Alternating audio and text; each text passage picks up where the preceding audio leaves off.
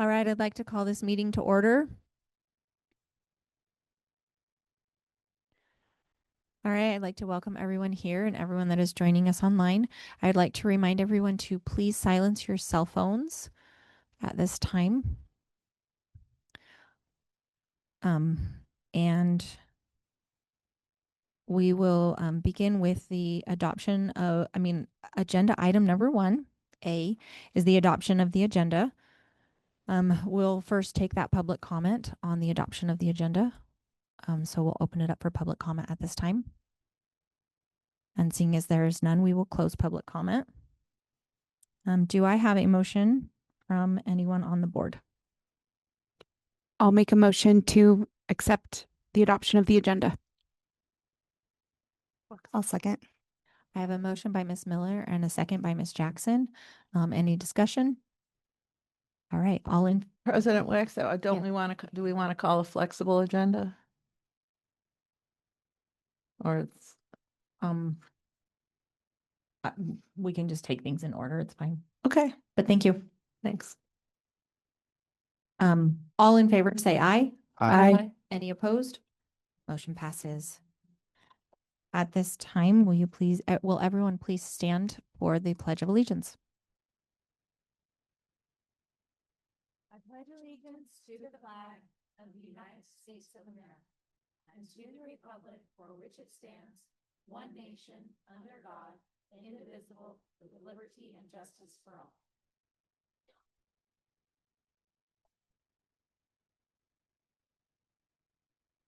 Thank you. At this time, we will open it up for public comment. This public comment is for anything not on the agenda. If you would like to come and speak to matters that concern our school district, anything that the school board has purview over, we would invite you to come. And again, that's anything not on the agenda. You would have 3 minutes. And when you come up, please make sure that you state your name for the record.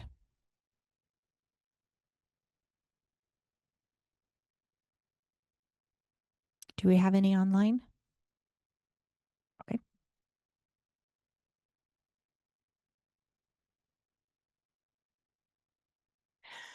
Good afternoon, Leslie Peters, Assistant Director of Education Services. As the board continues to consider position reductions to address the budget deficit, I'd like to offer some important context. This is not about justifying my position. I understand what might be happening with that. Instead, this is about educating the public and advocating for a model that is working for Douglas County School District. This past weekend, DCSD was highlighted in Las Vegas at the Nevada Future of Learning Network convening as one of only 3 districts statewide recognized as a bright spot for our work in personalized learning and our portrait of a learner. Given that recognition and the work happening at the state level, I feel a responsibility to speak on behalf of the Professional Development Center and the educators it supports. In 2023, Senate Bill 425 created the Commission on Innovation and Excellence in Education. The commission was charged with studying high-performing education systems, identifying policy and funding recommendations for Nevada, and reporting those findings to state leadership, including the governor, the superintendent of public instruction, the legislative commission, and the Joint Interim Standing Committee on Education. Over the past several months, I've had the privilege of serving on the Nevada Future of Learning Network strategic planning team alongside educators from districts across the state, higher education, and the Nevada Department of Education. That work directly aligns with the Commission's recommendations. One key recommendation from the Commission is to build an aligned system for the recruitment, preparation, development, and leadership of educators. The report emphasizes that leaders and policymakers must intentionally support a vision-aligned culture of continuous improvement statewide. Specific recommendations include high-quality, relevant professional learning aligned to personalized and competency-based instruction, structured induction for new teachers, evidence-based professional learning for principals, and incentives including salary advancement for educators to engage in portrait-aligned professional learning.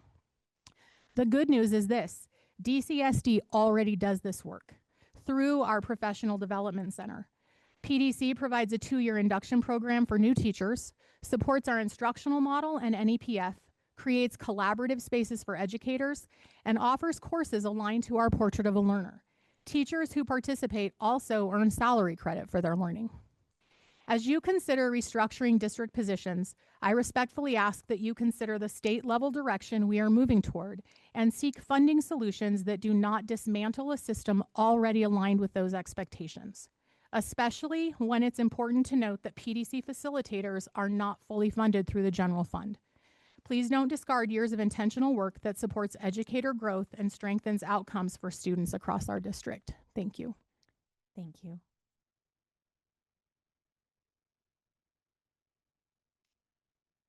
All right, seeing as there is no further public comment, we will close public comment at this time. And we will move to agenda item number 3, our consent items. Is there any discussion from the board that needs to happen regarding this agenda item? All right, then we will open it up for public comment at this time for on agenda item number 3. And seeing as there is no public comment, we will close public comment at this time. Yvonne, can I make one comment? Yes. Just on the personnel report, I was wondering if we could have the superintendent share something about the current situation of the CFO position as part of that. Thank you, Ms. Jackson.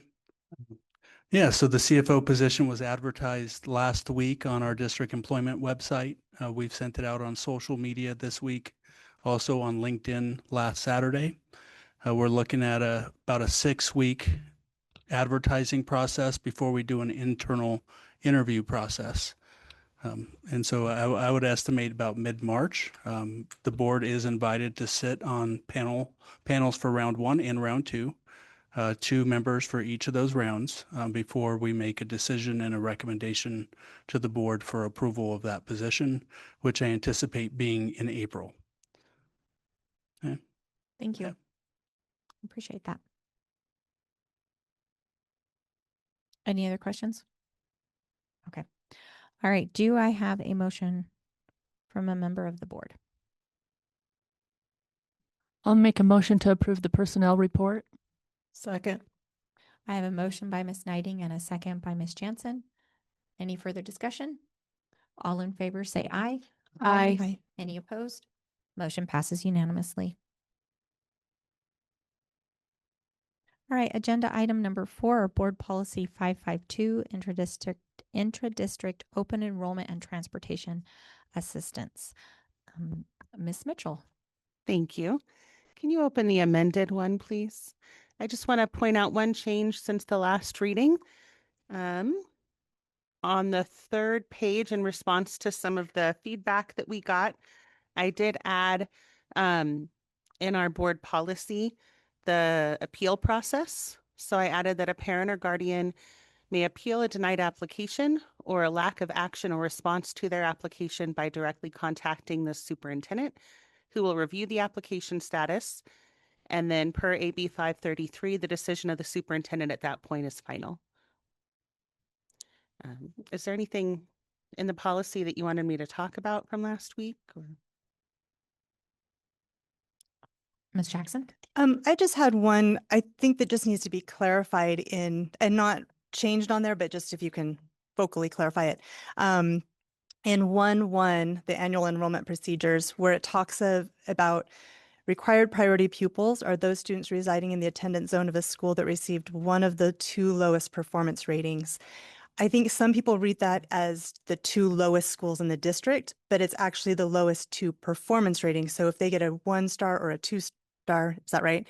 Then, so it could be 5 schools. Is that correct? Just depending on what their rating is. Yeah, so then that is the heart of what NDE is trying to offer with open enrollment, is students going to a school that earned 1-star or 2 stars on their most recent performance review for the prior school year, can move to a school with 3, 4, or 5 stars in the upcoming school year. Those aren't the only students that can move, but they are required to get kind of first dibs. They are the first prioritized group as people moving specifically from a lower performance rated school to a higher performance rated school. Okay. And then just one other thing I wanted to comment on. I was actually going to ask that we could reference AB 533 because it looks like a lot of this is tied to that. And then I just noticed you have that at the bottom. So I was like, oh, good. But yeah, that I feel like if people have questions on it or there's more detail, if you look at 533, it gives more detail about these. And so as people have concerns, I think if they look at those reference things, that will give them the clarification they need. Is that correct? Yes, and we are following up with this at DPAC next week to refine the administrative policy, which will go in a lot more detail. So this is meant to be kind of an overview. There are things that we want to kind of tighten up. Some of it we're waiting on NDE to finalize, and then some of it we're waiting on just community feedback. Once NDE finalizes some things, are we going to need to bring this back before the board to make any modifications to it? Do you know? Possibly. Either way, we'll need to bring an administrative regulation, but it'll just be if their final draft changes anything that we have written, which was kind of my intent in keeping some of them a little more open. So the language is in here. The language in here matches the policy that we have so far. But there are aspects of the policy that aren't incredibly well defined. I know I received a question this week on the definition of a viable form of transportation, which is needed to get transportation grant funding. And the current draft from NDE says that the definition of viable transportation is just the ability to get to and from school on time. And that's their current definition. So some of their definitions are still in progress. Thank you. Thank you. Any other questions from the board? Suggestions, comments, anything? All right, then we will open it up for public comment at this time regarding board policy 552.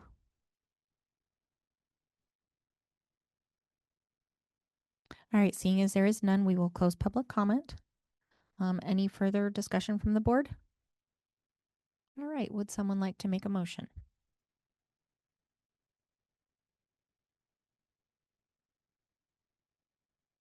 I'll make a motion to approve board policy 552 as presented. I'll second. All right, we have a motion from Mr. Zinke, a second by Ms. Miller. Any further discussion?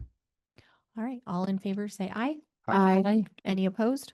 Motion passes unanimously. All right, board policy 516, our automated school bus stop arm camera system. Ms. Dwyer. So yes, this is 816, Board Policy 816 that I'm bringing back to you today for a second reading. At our last meeting during the first reading, you did not advise me to make any changes to this, but I'm open to any questions that you may have.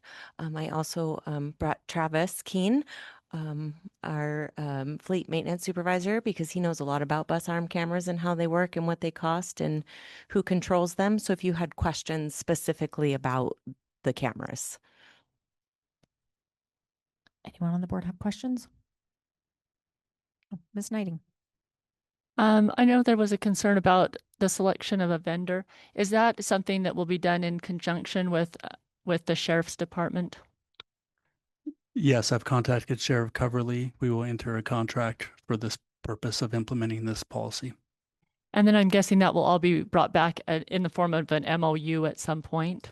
Yes, before the end of the year. We don't plan on implementing this until the 26-27 school year. So we have plenty of time to enter into a contract, look at equipment for purchase, have those installed on our buses and test them out. So the board will still have oversight when we approve the MOU on there. Yes, you will. And we will also go through a collaborative process, take this policy to DPAC next week, solicit parent input on this before we bring an administrative regulation for information for the board. Thank you. I wanted to add one more thing. We do have 2 buses with cameras on them, and Gatekeeper is who we use for those cameras, the maker, and we just don't use them right now. So we do have 2 buses with cameras already installed. So when we do start this, we do not foresee having to install a bunch of cameras on buses. We would start with the 2 that we have and move forward in that direction. And then any fines that we did collect would be put towards buying new cameras. And so I did not have that information last time, but right now we use Gatekeeper for our camera systems. Thank you. Any other questions? Okay. All right, then we will open it up for public comment at this time regarding Board Policy 816. Good afternoon, Cheryl Blomstrom. One of the things we heard when we heard this read the first time was that there is some interference between drivers and school buses.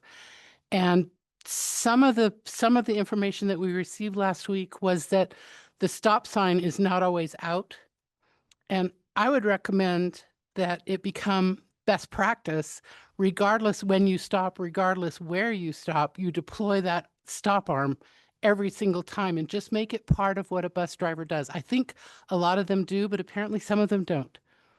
So that would be my recommendation, is make sure that there's just one more thing, but it's a really good visual for drivers. And then you've got also in that camera, the stop sign out and a car blowing past it. You've got pretty good evidence. Thank you. Thank you very much. We have one online.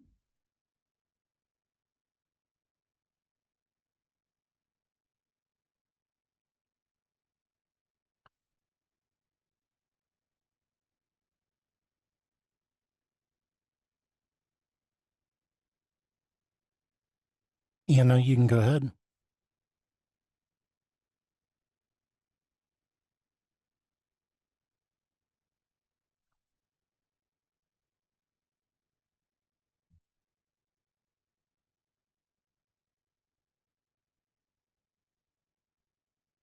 Just go ahead and move on. Yeah, she's not. Oh, she's not. Okay. All right. Any further public comment from the audience? All right, then we will close public comment at this time. Any further discussion or questions from the board? I would just like to ask, is that what we have in some kind of an AR policy or something that when they are stopped, they should have it out? Is this something that, I mean, it wouldn't be part of this, but is it located somewhere else? Yes, I actually was just talking to Frankie about that. After the last meeting, I spoke to Blair Hines, our Director of Transportation, and it is policy that they have to have their stop arm out whenever the bus is actively loading or unloading. But there are times in parking lots where buses are blocked in the parking lot and the parking lot's blocked off, so cars can't get in the parking lot, that they won't have their bus stop arm out. So I asked him to please change it and to advise all of his drivers that from here on out, no matter what, if a bus is actively loading or unloading, that bus arm has to be out and lights flashing. And so he was going to alert his staff through an email. So Thank you. All right. Any other questions? Did you have a question? Oh, I thought I saw your hand up. No. Go for it. I'd like to make a motion to approve Board Policy 816, Automated School Bus Stop Arm Camera System, second reading, as written. I'll second. All right, I have a motion by Ms. Jansen and a second by Ms. Miller. Any further questions or comments from the board? All right, all in favor say aye. Aye. Any opposed? Motion passes unanimously. All right, agenda item number 6, the appointment of appraiser. I am really hoping that each of you had the opportunity to look over those. Oh, yeah. I just want to, for transparency, I disclose that I do know one of the appraisers. However, this relationship will not influence my judgment or decision making. Thank you. So any questions from the board? Ms. Knighting. The cost of the appraisal, does that come out of capital? It does come out of capital, yes. Ms. Jansen? Yeah, so I noticed when reading it that the Johnson appraisals came in about 10 to 12,000, and Leck and Associates came out at 5 to 6,000, and I was wondering why they're doing the same thing. I was wondering why there was such a disparity. Maybe Marcus would know since he's in construction. I thought that one of them came in at 5,000, one came in at 5 to 6,000, and one came in at 12,000. Yeah, something like that. Yes. That's So correct. that's That's three. correct, yeah. Three different different- proposals, three different Right. So appraisals. the Yeah. Johnson one was the Wow. 5,000 one. And I keep getting the other two. The LEC one was 5 to 6,000, and the JPG Mhm. was 12,000. Correct? Correct. Okay. Okay, thank you. That's, I Okay. just wanted clarification on that. Yes. To answer your question, you charge what you think you can get and how busy you are or slow. So I'd imagine they have their own process for that. Thanks. Any further questions or discussion from the board? All right, then we will go ahead and open it up for public comment on the appointment of appraiser, agenda item number 6. Do we have any? We have one online.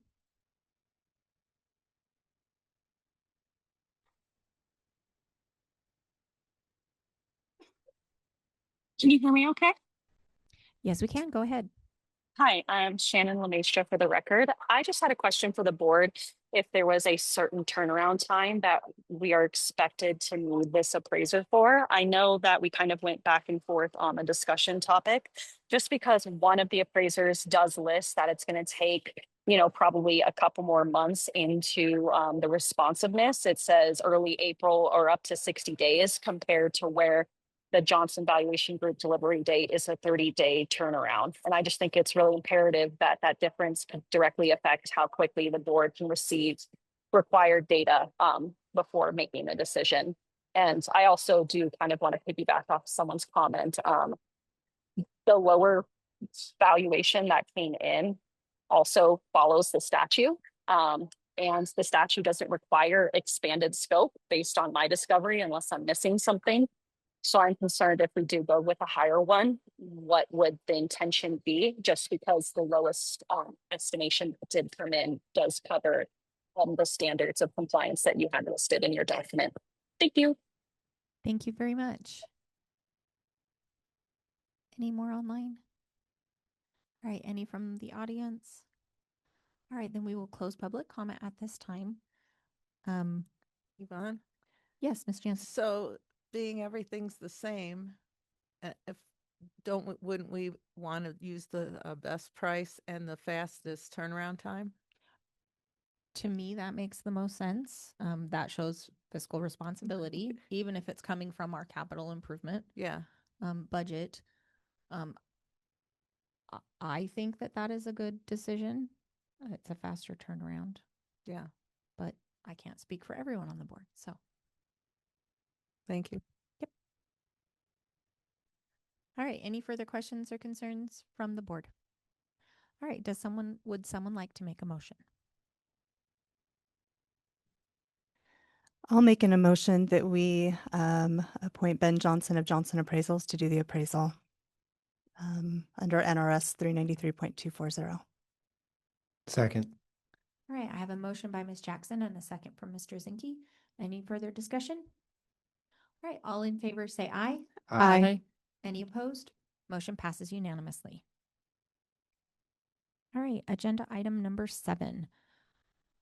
Declaration of intent pursuant to NRS 332.185 to dispose of surplus personal property of the district that is no longer required for public use. Mr. Alvarado. President Wagstaff, I'd like to call up Travis Keene, our fleet supervisor.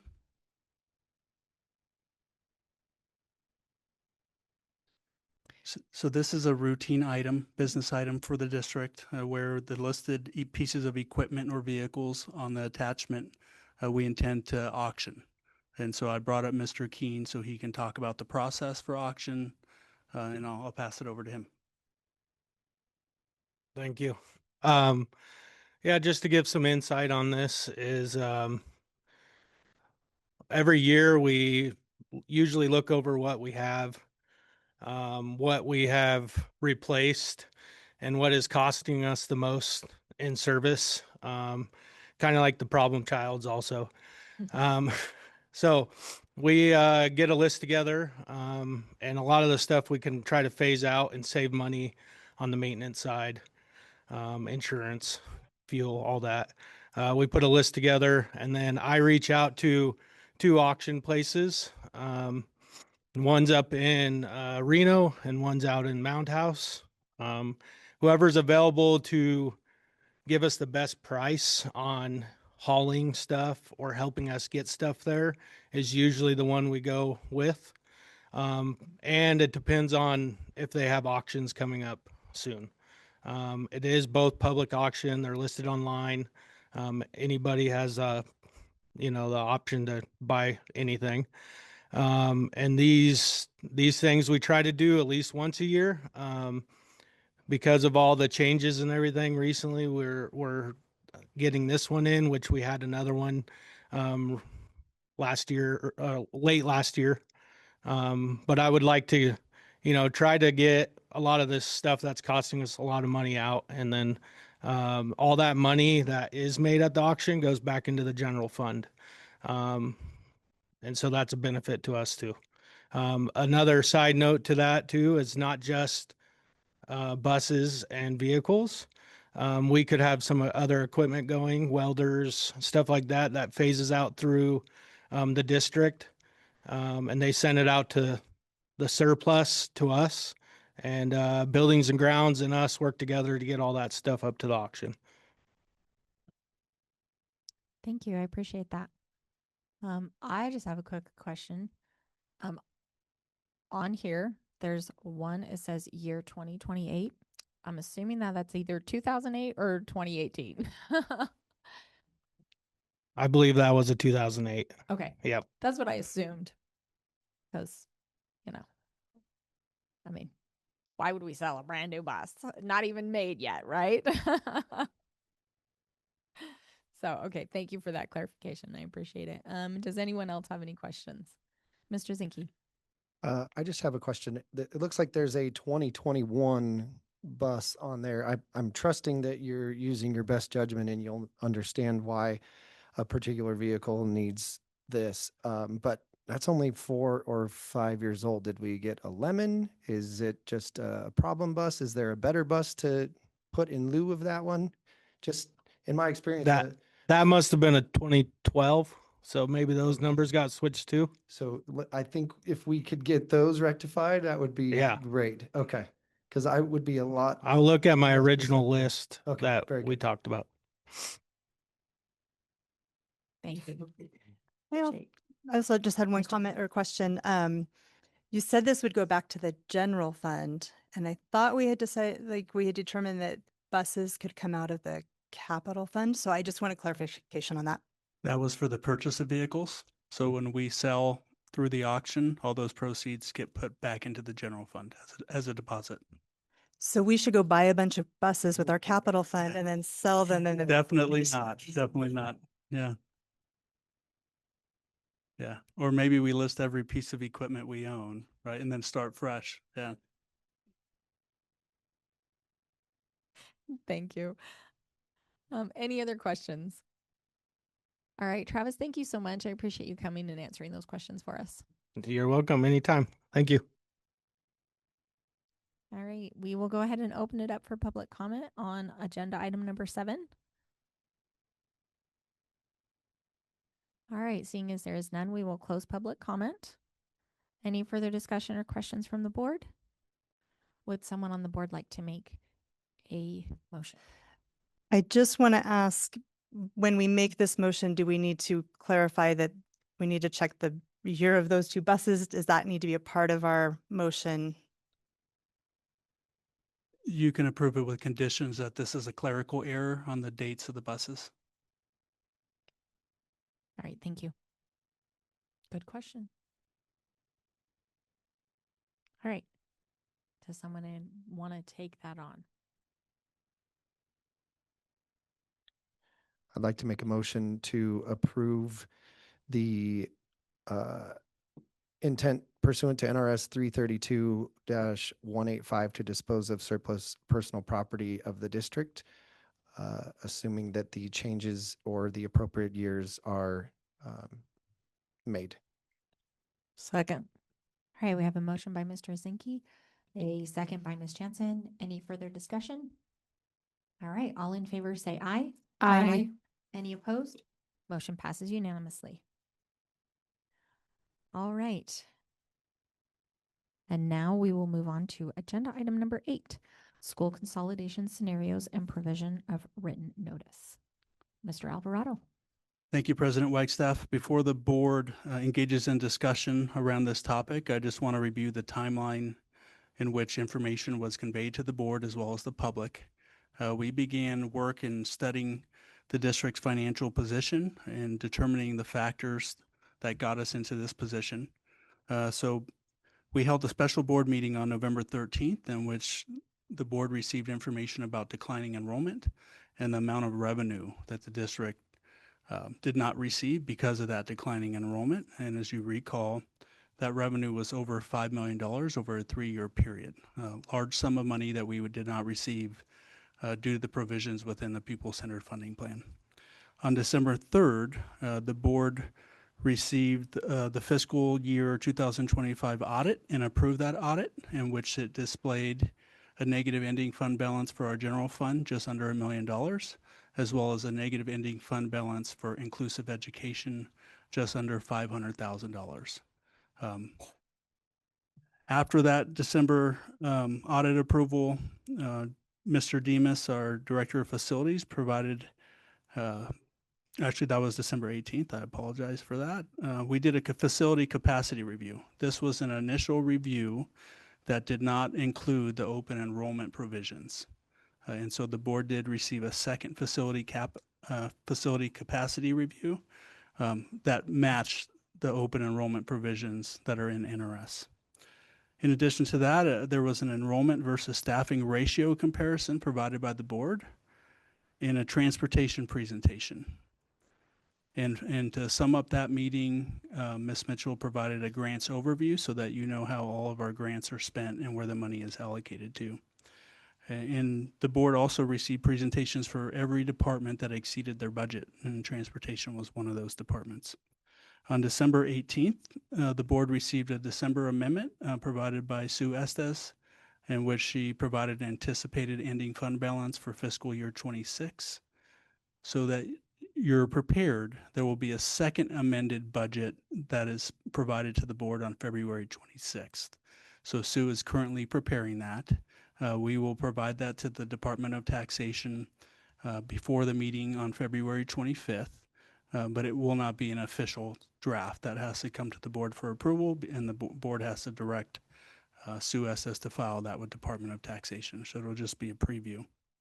On December 18th, the board also rejected the collective bargaining agreements with our associations, the school bus drivers, as well as our DCPA certified members in the district.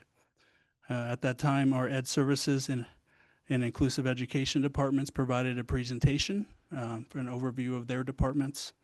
And then we also launched the budget webpage that week, in which we put all financial information out there. We began a series of Did You Know messages to educate our community as well as the board around the Pupil-Centered Funding Plan, the nuances within that funding plan, and the harmful effects of that funding plan as it relates to funding here in Douglas County School District. On January 7th, that's where Phil Demas provided the facility projects overview. And you were able to see all the current projects and all the future projects that are happening around the district. I provided you with consolidation scenarios for the north end of our county, the south end of our county, as well as Lake Tahoe. On January 15th, the board declared a fiscal emergency in Resolution 25-06 in accordance with NRS 288150. And you also approved a reduction in force for classified employees and classified management at that time.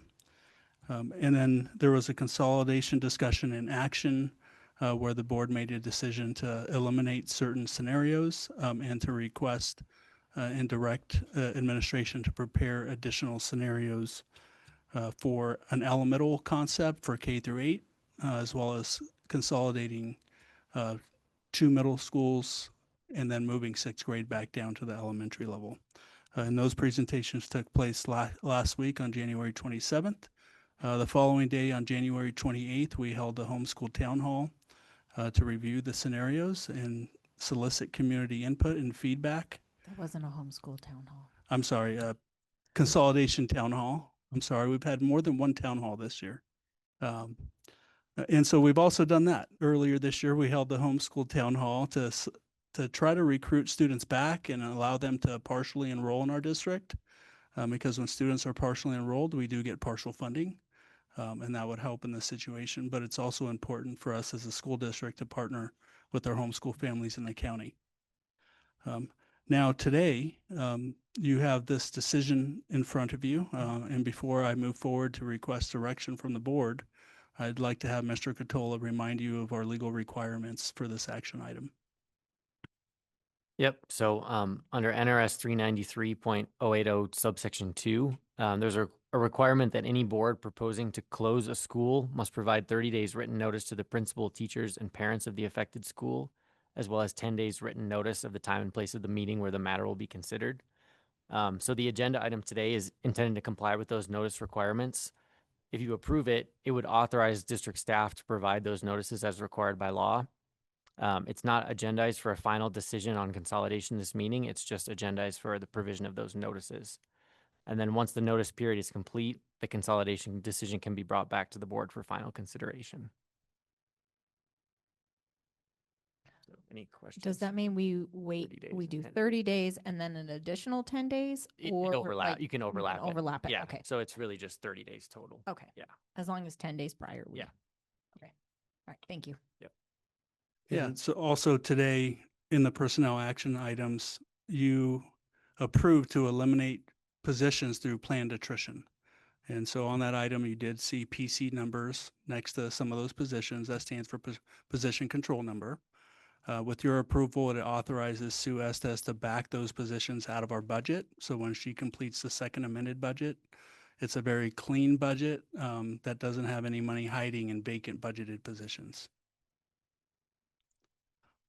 All right, and if the board desires, we can consider a special board meeting in March to make the final decision, or we can push the final decision to the regular board meeting in March. It can happen either way. So the board does have options, and I can work with the officers on that moving forward here. Today, I am seeking the board's direction on which consolidation scenario I should file legal notices for. And then send out all the other notices that are required within the NRS that Mr. Catola mentioned.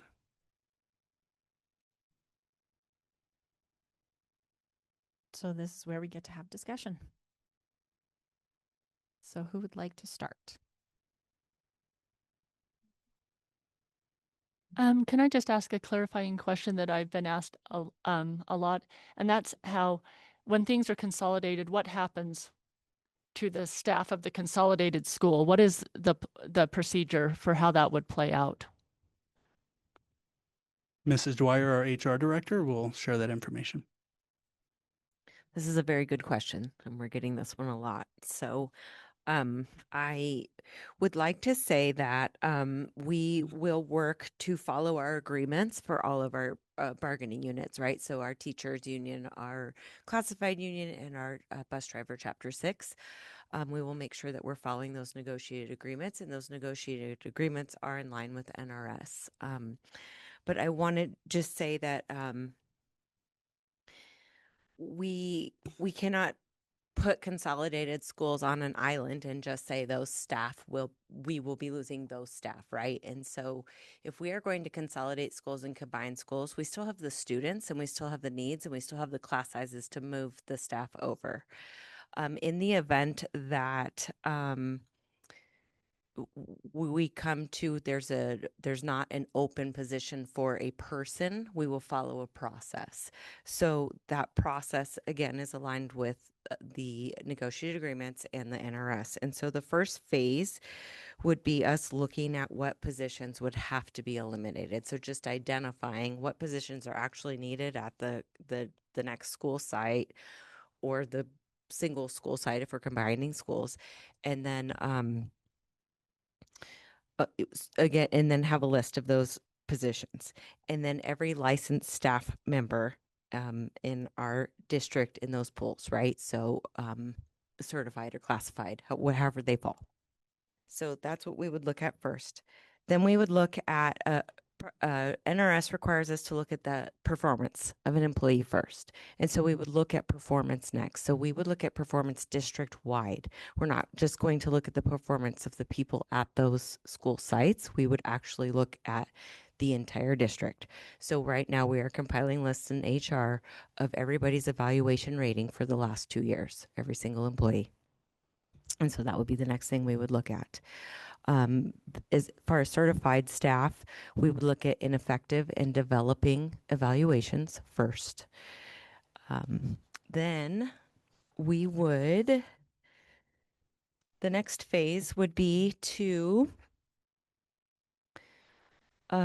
identify where we have vacancies in our district and match the teachers with those vacancies. So we have to look at licensure. We have to look at area of licensure and area of expertise.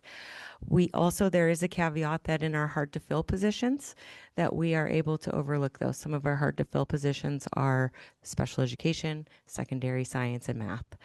And so we would have to look at those positions as well. So we'd look at those unassigned teachers from the school, check licenses, and start making placements.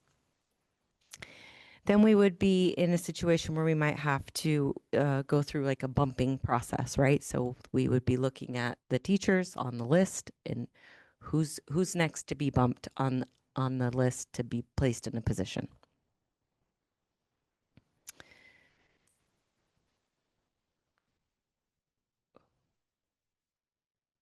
Seniority is the last thing we look at. And we would look that in case of a tie. So if we had a tie of 2 teachers, we'd look at their seniority date. And if we had 2 teachers that shared the same seniority date, we would do a lot system. And so then we would have open positions. We'd have people draw lots and they would have to pick from those open positions. Anybody who is RIFed, who is reduced in force and actually laid off, will be put on a callback list in order. So the next job opening that we have, we would call those people back in that order. They would have one opportunity to accept the position that we have open. And if they do not accept that position, then we would go on to the next person on the list and they waive the right to come back. And that would last for 2 years. All right, thank you. Can I ask another question about that? Yes, Ms. Jackson. So that is that you kept saying the certified or the teachers. Does that also work for the other staff? Is it the same exact process no matter what staff? Thank you. I did write that down too. For our classified. Yes. For our classified staff, we would first ask for voluntary resignations. Then we would look at our probationary staff. Then we would look at any unsatisfactory performance for 2 consecutive years. And then we would look at experience in job category. So that would be the hierarchy that we would follow. Can you explain probationary staff? Probationary is your first 90 days of employment. We should not be in that situation because we have had a hiring freeze for quite a few months now. And so we have, we don't have many employees. We have a couple. We have a bus driver, I believe, and maybe 1 classified staff member that is currently on a probationary status. But we anticipate they will be at the end of that status by the end of our school year. Thank you. Any other questions? Yes, so I think I'm understanding this, but back in the December meeting, part of our professional services contract had made mentions of step and column freezes and other items of that nature. And so I thought, and I'm thinking I'm wrong now, and that's fine, but I was under the impression, so let's just say school A and school B, you consolidate the 2. The email we received today stated that the positions no longer exist from the one school. I was under the impression that you could pick and choose who goes where at any level. So if you thought that a particular principal was better than another, then the seniority and all of that goes out the window, kind of like this states also. So could you elaborate a little on that? Because obviously there are 4 schools that we're discussing, and these are people's jobs that I don't want anyone making any kind of decision before we know, one, which schools we're going to do, but also planning ahead. Some people might want to have that ability. So could you elaborate on that, please? So our certified administrators are certified staff. And that may be where you're thinking that could be different. That's where Mr. Alvarado does have the authority to move administrators around the district as he sees them fit. As far as teachers, certified teaching staff or certified professionals. So our speech pathologists, school psychs, counselors, right? Other licensed educational professionals, we like to call them. We will follow a process. And I kind of got down to that a little bit where we look at licensure and best fit. So if somebody maybe they're on the list, but they have special education licensure, we may bump them to a position because it's a very hard to fill position and we currently have openings, right? But fourth grade teacher to fourth grade teacher, we're going to try to match elementary teachers, middle school teachers. Secondary, I don't think really apply in our scenarios, but there will definitely be a process and it will be linked to their area of licensure and experience. We don't want to take a first grade teacher and put them in an 8th grade classroom. Even though they're licensed K-8, that may not be their area of expertise. And one of the things I didn't discuss that we go through after this process, we'll look at the voluntary transfer process, right? So that gives our teachers a chance with openings to voluntarily apply for movement. So should that happen, should people make decisions? People aren't really making any decisions right now, and it's totally understandable because they don't know what is going to happen. So once people start making decisions and we start seeing those openings, we'll have a better picture of what we have and where we're going. I just have one thing to add. Also, on today's personnel actions, you approved a resignation of an elementary principal.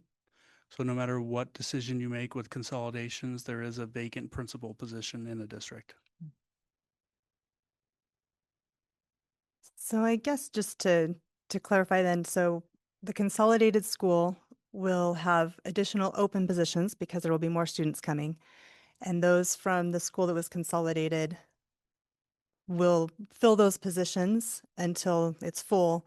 And then you'll look throughout the district, but you may also have voluntary movement at the same time. Is that? Not necessarily. So for our combining schools, if we have 2 first grade classrooms at classroom A, and we have 2 first grade classrooms, at school B, school A and school B. I'm not picking names on purpose because I don't want to upset anybody.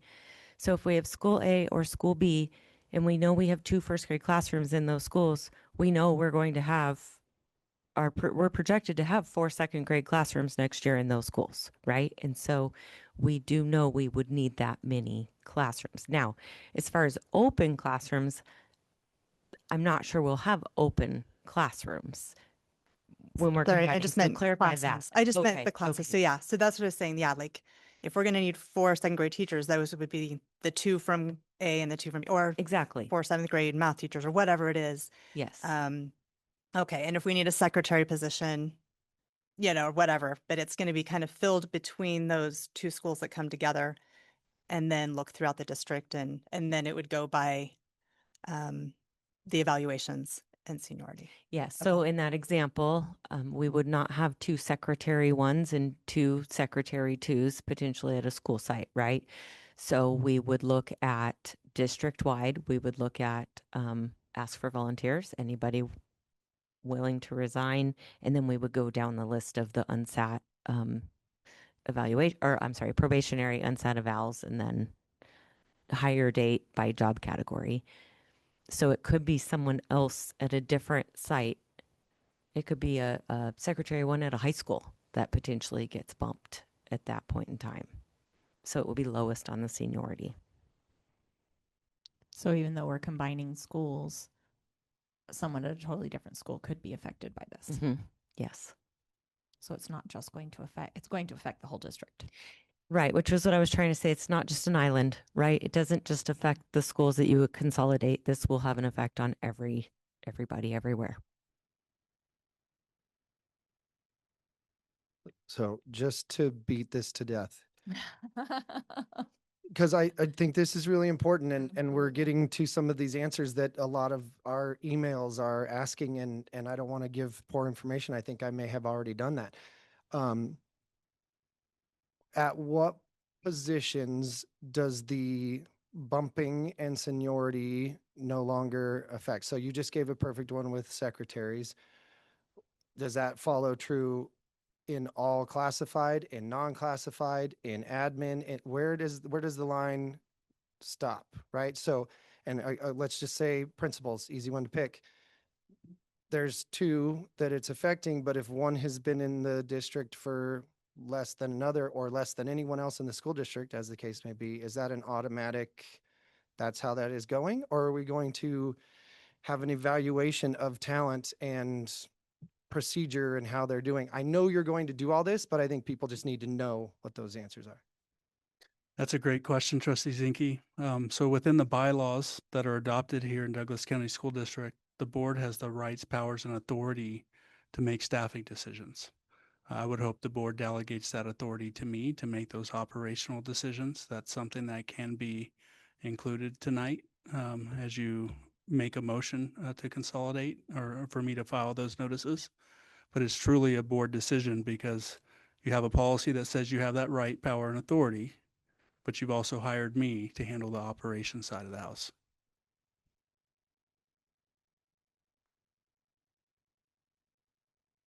Did that answer your question, Mr. Yeah, Zinke? Okay. I think so. I think it's saying that that Superintendent Alvarado can do it. I still want to get to the crux of the question. So again, Principal A, Principal B, School B, we're maintaining School A. Does Principal A retain their job at School A? Or does it go back to seniority throughout the district and we might shift? And the reason that's important again is if we're shifting positions to fill one, it affects two. It affects the one that's being shifted to a new position, but it also may affect someone losing. And so if that can be, I just want to know that you have the autonomy to make those decisions or that there is a protocol in place, which it sounds like there is, but what that actually is, and maybe even in my exact scenario. There's two different philosophies you can use, and actually more than two, but one that you can think of if you're consolidating schools and the board wants to do a rebranding of the school and you want a fresh start for the entire school community, then it makes sense to put a new principal in that position. That's one approach. Second approach can be allowing me just to go through and look at each of the elementary schools and then reshuffle our principal assignments. Those are just two basic scenarios. And can that reshuffling be done with autonomy or is there a structure in which that has to take place? No, that can be done with autonomy. Okay, But thank you. I think the board making a commitment tonight on how they'd like that to be done is important. Okay, and I think that helps answer questions moving forward with consolidations and people's planning or their livelihood, right? So, yes. Okay, thank you. I have a question. If we do decide to rebrand, where would that and what that process looks like and where that money would come from to do that? So it depends on what we're rebranding, right? If you're talking about just logos and that type of stuff, that can happen in-house at no cost. If you're talking about facility signs, all of that can come from capital projects, debt service dollars. If we're looking at replacing school-based signs, that type of stuff. Is there any sort of law surrounding making sure that we file with the state, that we're changing the name of a school? We would definitely have to submit an application for that. We do have local policy about naming of a school. So we would follow that local policy and we could even bring it back to the board for review before it's implemented. Okay. All right, thank you.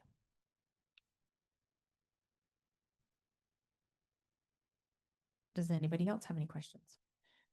Can we talk about Title I and what would happen in the two different consolidating scenarios we're looking at? What would happen with funding?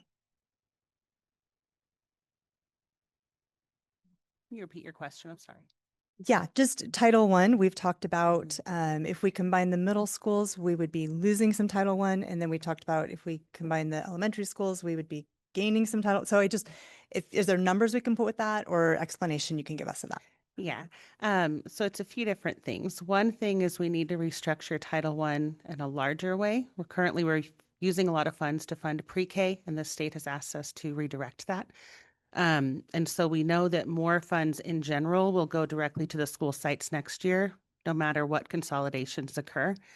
Also, we have skipped GES and Scarcelli as funded schools for the last couple years, and they do qualify. And we've skipped them with the intent to fund pre-K, but that's tied up in the state's request that we no longer skip them and we no longer fund pre-K.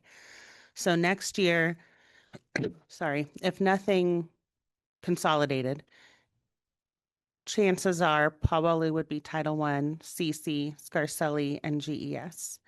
So if Scarcelli and CC combined, it's not necessarily, they wouldn't get more than they would get otherwise. They would just get it at one site rather than two.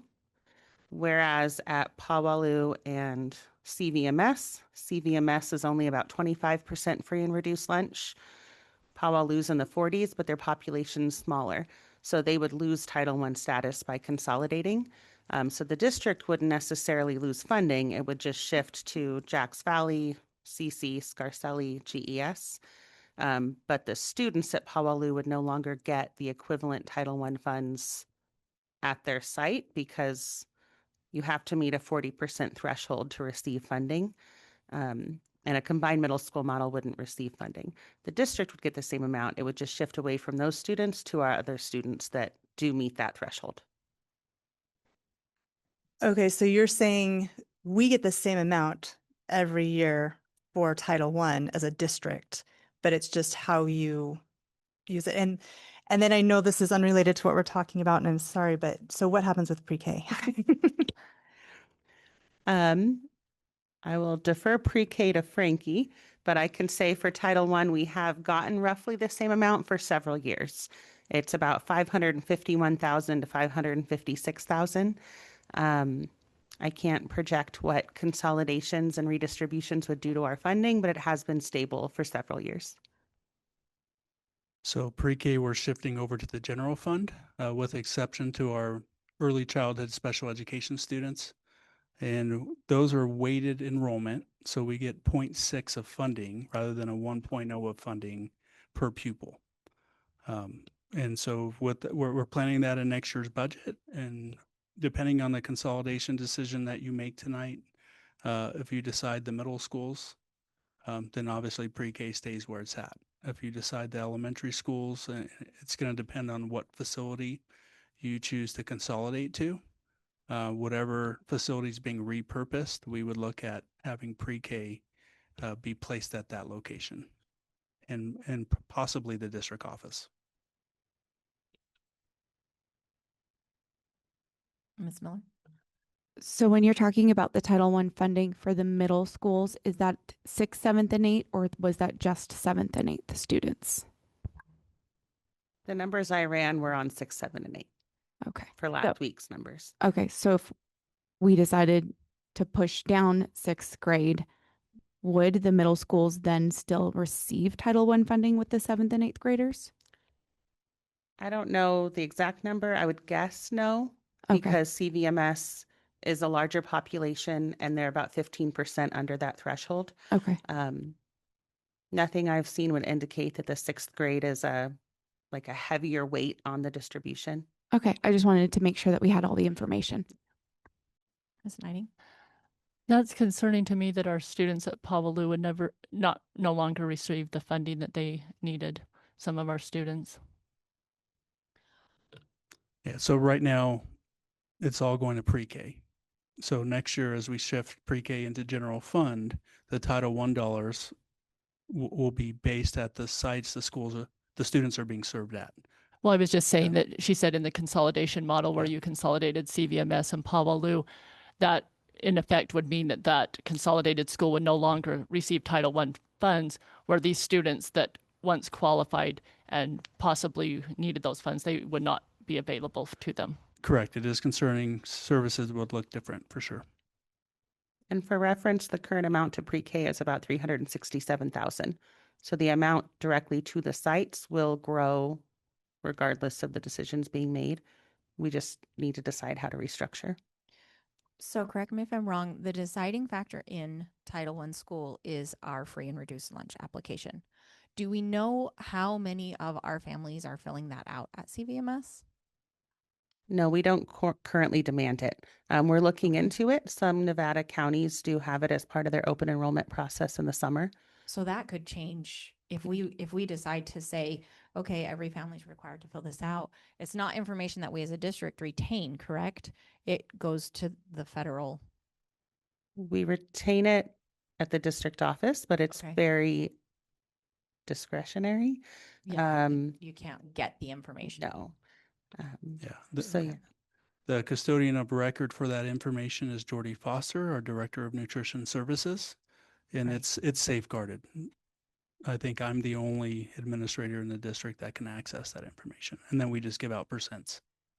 Okay. So that could change if we went that route and decided to start requiring that, because if that benefits our students, you know, should we consolidate middle schools and that benefits our students, I think that would be advantageous for us to do. So either way, I think it's something we need to pursue so that our students are getting the help that they need at no matter where they're going to school. So you said that it stayed around, I'm going to say 500,000 because that's an easier number for me to think of. Like if every family in the district were to fill that out and we found we had a higher rate, like would we actually get more funds, or why do we get this? Like, why does it kind of always stay around the same amount? What makes that fluctuate?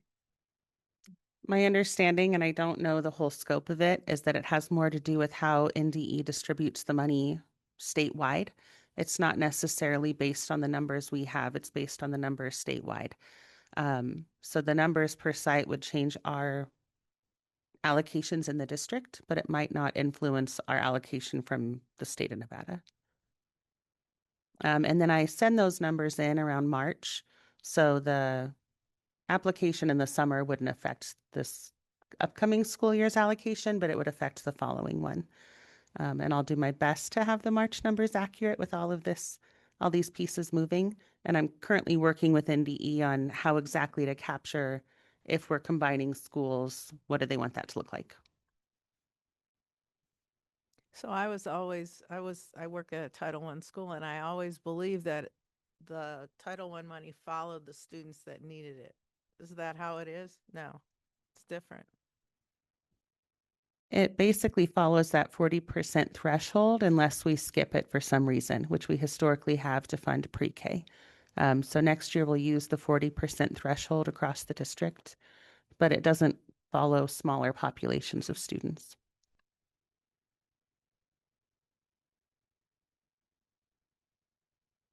Okay, so I think we're dancing around trying to avoid what we actually need to talk about. Ms. Knighting?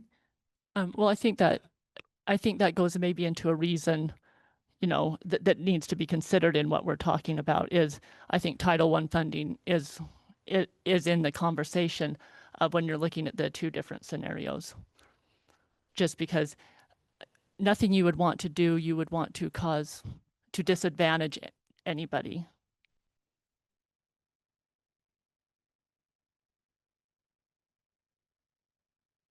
Mr. Zinke? So I just want to kind of paint a picture here, and then I'll move forward with what my thoughts are on this.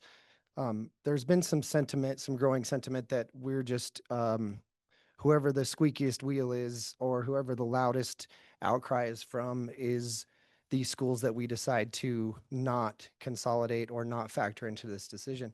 And I think we've made it clear that couldn't be further from the truth. We started with a broad picture of how all this was going to happen. And as we saw that they were no longer viable options, whether that was for things like we're discussing with the Title I, or a number of students threatening to leave the district, I take them at their word, or proximity to schools or sizing of schools or any of those items, I think we have logically got to where we are now. And so with that logic, I think, and I'm sticking by what I've said from the start, to affect the least amount of students and to get to the goal that we are trying to get to, the answer is Manili to Scarcelli. And I've met with Scarcelli. They tell me they have the room. I've seen it. It's a great facility. I also met at Pawalu, and I think that just affects, at this time, way too many students and way too many positions in the district. Coupled with that, I will warn that we need to be very careful in changing our boundaries and our zones for the sizing of schools. And the reason is there's a definite scenario where proper sizing, quote unquote, proper sizing in the eye of the beholder, makes a situation where a fourth grader may get rezoned to a particular school. And then in the future, if that school is consolidated to another school, that kid is then being moved. And then the future is to a middle school if those are consolidated. What I'm also saying is there are more consolidations that look like they're coming based on the declining enrollment numbers that we see over and over and over again. This is not a one-time thing. I don't think we should just rip the Band-Aid off. As much as I would like to do that, I think we need to get one of these done, see how it works, see who it affects, get our processes correct, and then in the future, that will help us make the next decision that is the best decision moving forward, and so on and so forth, as the case may be. So again, CC Manili to Scarcelli. Can I ask a clarifying question? How you said at the town hall how many rooms were available in each of those schools? Yeah, 23 classrooms according to the principals. Then- 24 at CC, 23 at Scarcelli. Then combining those two schools are not going to fit in one building without doing something. Which would be part of the redistricting, right? Yeah. So I think one of the emails that was great had the total number of students in the district versus the total number of capacity in the schools. Where that is slightly flawed is we have very big pockets of people, right? Johnson Lane and Stephanie is a pocket. Jacks Valley is a pocket. Minden and GES certainly are a little more spread out. And then the Ranchos is a pocket. So in this consolidation, it doesn't necessarily, in my opinion, mean that any kid from CC Manili is going directly to Scarcelli. They actually might be better zoned somewhere else, or they might live somewhere that our capacity at GES, our capacity at Minden Elementary would allow for them. But that's part of my point with the being careful regarding our zoning and where we move those kids. Because if you move a bunch of kids to Minden, let's say, and then the next one on the list maybe is Minden, who knows, but now no one fits there, then you're changing boundaries again. And we just can't keep moving boundaries to fit facilities. Ms. Jansen? I know that when we talked about that scenario of Manili to Scarcelli, that we also said that if there wasn't enough room, we would put the fifth graders at Pawalu. And I was at Pawalu. I actually have the map right here. And a lot of parents were concerned about fifth graders being with middle school, but there are separate pods for each grade. And it seems that it would be fairly easy to keep the fifth and sixth together and the seventh and eighth. So that was just one of the suggestions that came with the consolidation. So that was kind of how we solved that problem. So in regards to redistricting, we did also find out last week that according to our pupil-centered funding model, we're supposed to be redistricting back since 22 when this went into effect to make sure our schools stay in correct alignment with the capacity. So I think we need to make sure that since we are now aware of that we comply, because I would hate for Department of Ed or Department of Taxation to come back and say, well, you knew about it and this is something else that you didn't do. And do we know legally, what is that in NRS that the redistricting? Generally, yeah.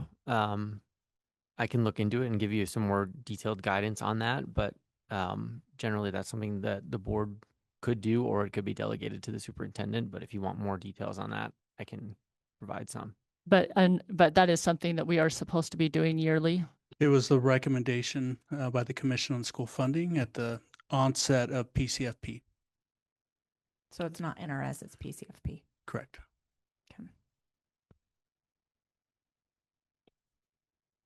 I guess I would just say I agree with Marcus. There does need to be, if that's the one that we go with, and I agree. That's where I'm at too, is thinking that's the best consolidation. But I do have a couple questions on it. If that is what we do, we do need to do some rezoning, but it does need to be done with the future in mind. And so exactly what he's saying is that we need to be looking at, so that we're not moving kids every year, but we do need to make sure that we, those kids that we're putting at CC or Scarcelli, that because it's going to be so full, they won't have room for the other resources that every other school, elementary school in the district is going to have.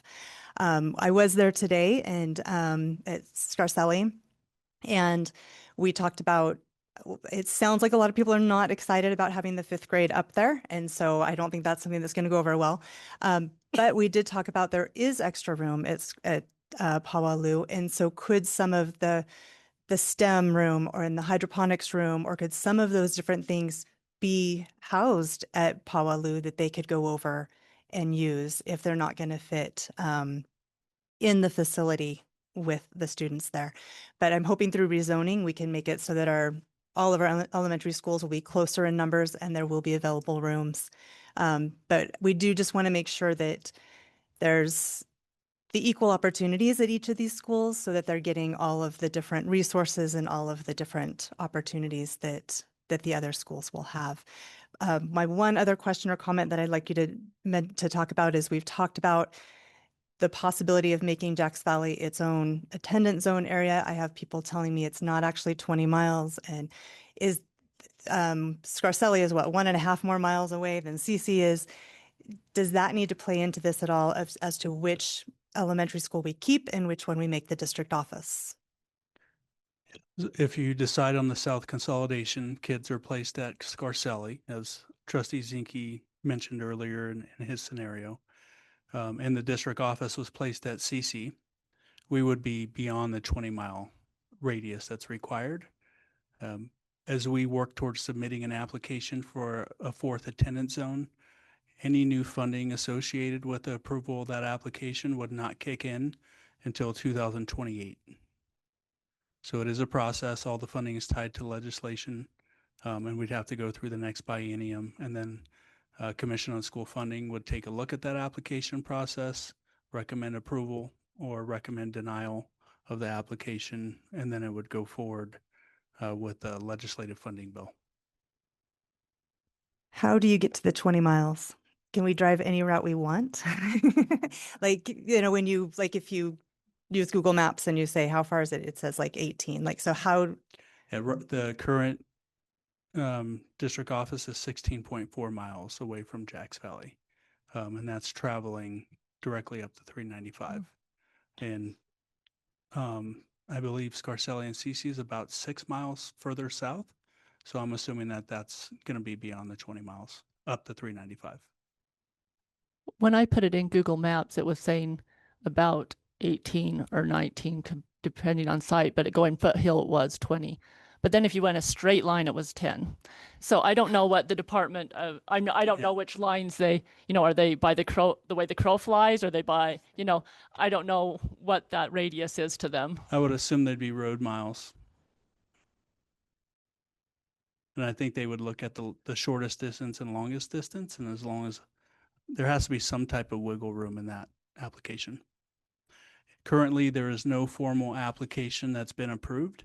Nevada Department of Education, the Deputy Superintendent over Business, her name's Megan Peterson. She's working with the governor's office to develop an application, send it over to the Commission on School Funding for them to take a look at it and then implement it. So has this never been done before? No, we're the Nobody's first. Yeah. ever applied for an additional attendance zone? There's a lot of first because of the situation So we're we in. put the district office up at the lake. The lake loses funding, But but the we whole get a valley- whole lot more. Exactly. I'm not that that's, but I could run all the scenarios with Megan Peterson as we look forward to submitting that application. because we know that Zephyr Cove and Whittle are 20 plus miles from the district office. So it would be fair to say that if we put the district office up at the lake, then I know that's a pain for our district employees to drive, but that would make us a lot more money in the valley. It would help our situation. I will ask those questions when the Thank time you. comes. Yes.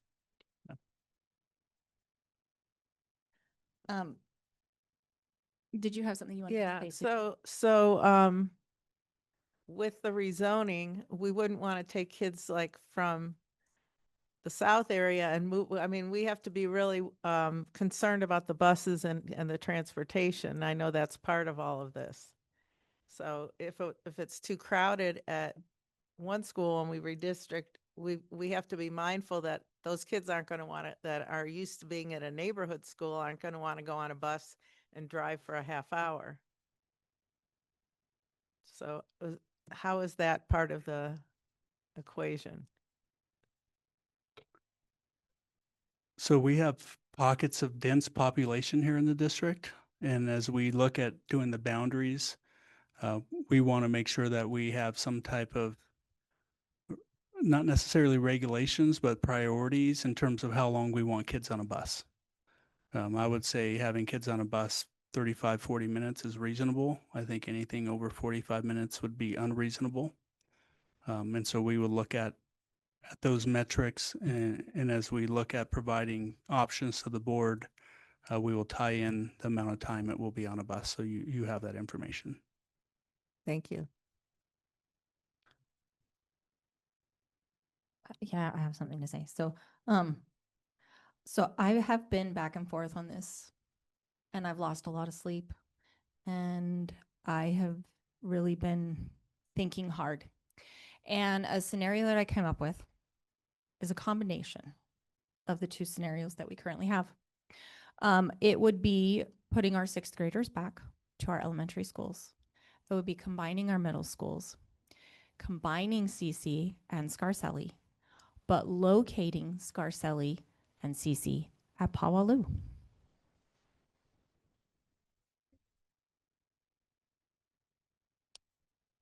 It gives us two consolidations.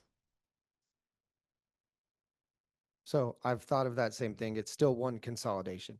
You're consolidating middle schools by keeping both middle schools and using one for elementary. Yeah, but you're not using either elementary school. It's still, if you combine middle schools, you lose one middle school. If you combine the elementary schools, you lose one elementary school. It's still 2 for 2. You're just combining both and you're doing a lot more at the same time. So I understand. And I thought the same thing. And then I ran it through and it does effectively the same thing as 2 consolidations. It just moves a lot of kids into different locations. Also, we would have to refit Pawaloo for like it's not set up for Right. little kids. All That of would the- be an expense to make that. Correct. Good. I was just thinking.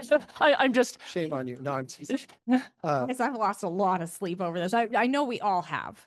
So I would just say a couple things. The 5th grade idea going into Pawaloo, I think it was made clear at the town hall that people didn't want that. And I think I counted most of the people that said that, but also anyone that was in favor of 6th grade going down is effectively in favor of 5th grade staying down just by age and default. Critical thinking. Yes. So I don't like that idea. Along those lines, however, we have portables, right, within the district that may or may not be being used, and we have room at Scarcelli. Are those difficult to a degree that it doesn't make sense to move them? What's the issue with those? Yeah. So we currently own portables at the back of the Buckeye campus that we lease for Aspire High School. The valuation for those per Mr. Demas's review is about $70,000. To move those and place them somewhere else, we're looking at just under $200,000 to move them. So moving a portable is a lot more expensive than buying one brand new and setting it down on the school site. So if we buy a new one, is the 70,000, two things. Is the 70,000 his perceived benefit of selling one of the ones we currently have, or is that the cost of a new one? It's his perceived value of the current one we own at the Okay. back of the Buckeye campus. And we'll no longer be using those? Well, so we have a choice, or the board has a choice to relocate those or to enter into an agreement with WNC for those portables, but I don't want to get too far off topic here. We're not off topic Yeah. by any means. Yeah. I'm looking for room at Portals. Scarcelli. Perfect. So I Yeah, promise I'm not. there are 2 classrooms in the portable building that are not being utilized. They're not in the best condition. Okay. We don't count portables in the capacity review. According to what NDE's guidance says, we can't count those portables. So Okay. there are 2 additional classrooms, in total 28 classrooms if you count the portables. Okay. So what I'll also say that just in our discussion here, I think we're getting a little caught up in the areas designated for instruction or instruction zones for a couple reasons. If we're afraid to consolidate, I know we're not there yet, but just for the sake of this conversation, if the fear of consolidating an area that is in an instruction zone that has a value attached to each kid within the district and we don't know what that value is, if the value of, let's say, a Jacks Valley student is at $100 additional to everyone in the district, that's approximately $500,000 in perpetuity. But combining schools is $1 million in perpetuity. We're way too hung up on this area designated for instruction or these instruction zones if we're really looking at saving money. So the whole moving Paulaloo or moving the district and trying to do that, it works in the short term. It may not work when we consolidate schools. Again, for displacement of kids and where we have decided to move, if we do, the district office. So if we're sticking to doing the least amount of damage, perceived damage effect with the maximum benefit, we have to just narrow what we're doing right this second for the interim. And then we certainly, when this one is done or being done, we certainly should start looking at others and our population and our declining enrollment and take some advice of a CFO. But for now, I think it's pretty clear what should take place. What are the chances that we go to our Department of Taxation meeting and they say one consolidation is not enough, you need another one? They're not getting into the day-to-day reductions with us. They just want to see a plan to equal 0 in our ending fund balance, and then a secondary plan to restore our ending fund balance and contingency fund. However we get there, those are our local choices. I'm very happy they allowed us to go through this process locally rather than sending somebody here to make decisions on behalf of the board. 100%. Ms. Knighting. I think one thing to look at is kind of objectively. I mean, in consolidating CC and Scarcelli, you basically, if you have those buildings, one building there, you have a building in different locations across the district. Now, if you were to take the total population of our elementary schools right now and say we didn't lose any students, and you split them evenly across those schools, and that's not what I know that's impossible, but still you would be running about 60% capacity at our elementary schools with 5 buildings, which is still underutilized. So to Marcus's thing, I think, or to yours, if they said we had to do another one, would still be underutilized there. My concern is if you take those 2 and put them together and you're thinking even to bring in portables, how does that look when you have other schools that are literally running at 34% capacity when you would be at 60? Anyway, and to fall in line with the the funding model, whatever acronyms we're doing now. But to do the funding model, you would almost have to redistrict to make something a little more equitable there. But even if you were to do student to student, we would still be running, other than at at Minden, which is a smaller facility, you're looking still at 60, which people would still consider underutilized. We definitely have to do rezoning. And I think that's the actual answer. Not portables, not moving fifth graders to a school with 14-and-a-half-year-olds. It's rezoning enough to make the consolidation work. If you look at the numbers that were provided to us at these elementary schools, there's a pretty sharp decline after the next 2 years, where instead of 113 kids per class, they're down into the 90s and then 80s, and I think one even shows 70s. So this is not going to be easy, but it is doable with what we have and the model we have and the ages we have at the schools that they are. And everything else I could just keep filibustering, not on purpose, but well, and maybe what we need to decide is where we're consolidating, and then redistricting or whatever would be another conversation. well, I still think the rezoning is one of the things that I would secede to the district and their expertise. With respect to all of our opinions, there are 7 of us that are not like-minded, that don't know the intricacies of the school district, whether it's bus routes or where kids are sitting for the bus or sidewalks or any of the other things that you could think of. I'm certainly willing to secede our hiring power for the same reason, and our redistricting power and all of that. And then if something is done incorrectly, we can certainly rule with an iron fist and make things happen. But at this point, I think, again, we hire experts, we have them all sitting in front of us. I think we utilize their expertise. I think we would instruct them to redistrict according, to fall in line with what the law says. I think we're getting, this, for the sake of the agenda, it is strictly on consolidation. Yeah. So we need to stick with consolidation, and we can put that on the agenda at the end of the month. Okay, so for we re- just need to decide where the consolidation will take place, and then the details will be decided later. Not even where it will take place, but just the provision of notices tonight that it will be considered at a future meeting. That's technically what's happening tonight. Yes. Okay, so at the beginning of this, we were told that part of the motion would be to relinquish board policy. And so is that not true? We don't need to do that yet? I don't think you need to relinquish any board The policies. power of said board policy, sorry. I don't think you need to do anything like that tonight. Okay. No, not tonight. Okay. Yeah. Because that was instructed or mentioned as part of this exact agenda item. So totally fine. Yeah, Just this double agenda check. item is just so that we authorize the superintendent to give written notice Correct. on the consolidation scenario. Correct? Yes, that's Right. right. Yep.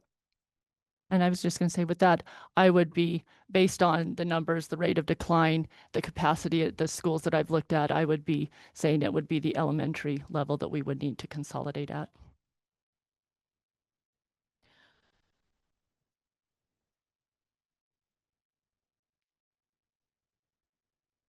I would say I already made my position clear, and maybe incorrectly so. It might be important to take public comment before we go telling our position, which again, I already did, and I'll take the fall for that, but.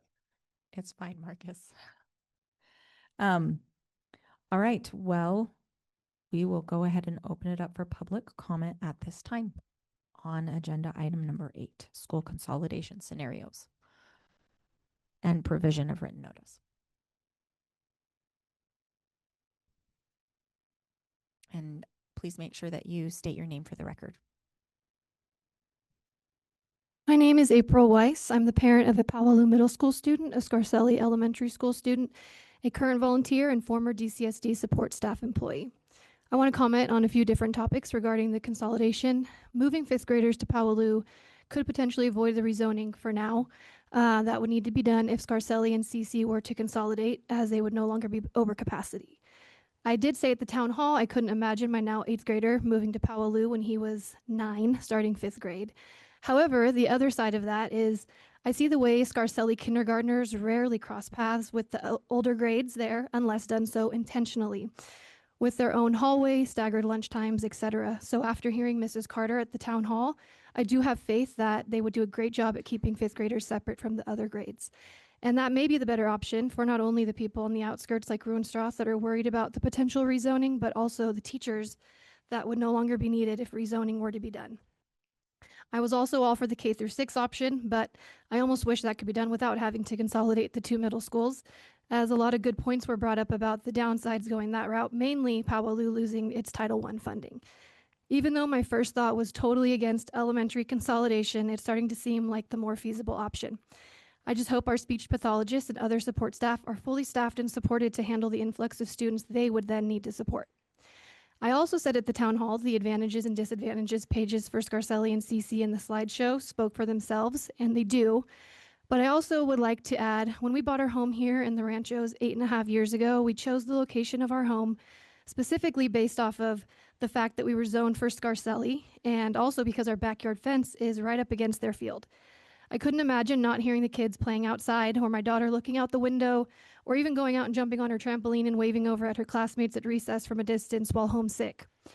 I'm also lucky enough to have the option to homeschool if I preferred, but I haven't felt the need with my children at Scarcelli. My son did do 1 semester of Douglas, Nevada online after distance learning due to COVID, but very quickly was like, no, Mom, I miss Scarcelli. He would have gone back even sooner, but they asked we commit to a semester at a time, so I made him write it out. Other than that 1 semester, he attended Scarcelli all 6 years, and it was a great experience. My daughter is currently having a great experience as well. The fact that there is more than 1 point of entry or exit in each classroom in case of emergency is very important to me when considering the safety of my child. In addition to that, so is the SRO at Powaloo being so close. So I just really feel like Scarcelli would be a better, safer school to house a student body that will almost double in size, especially since we don't know what a possible phase 2 of consolidations might look like. And whether or not you move the 5th graders to Powaloo, I think it would make the most sense to keep the 2 schools that are directly next to each other open. Also with this, you would be able to then make CC's building the district building, and the pre-K classes that are already there could stay there as well. Thank you. Thank you very much.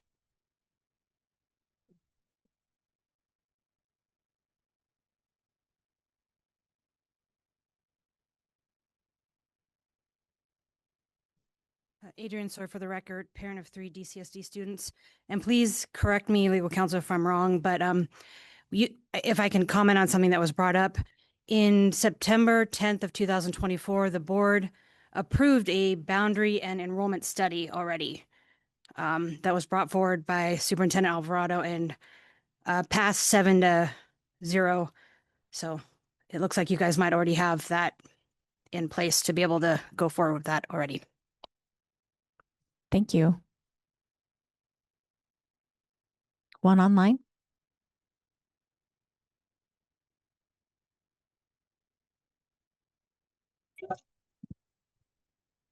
Hello, can you hear me? I'm sorry, I gotta get out of the community center basketball game area. Yes, we can hear you. Go ahead. Okay, this is Stephanie Christensen. Thank you again for all the hard work that you've been doing and for visiting the schools and staying up late thinking about this. Listening to all of you guys talk,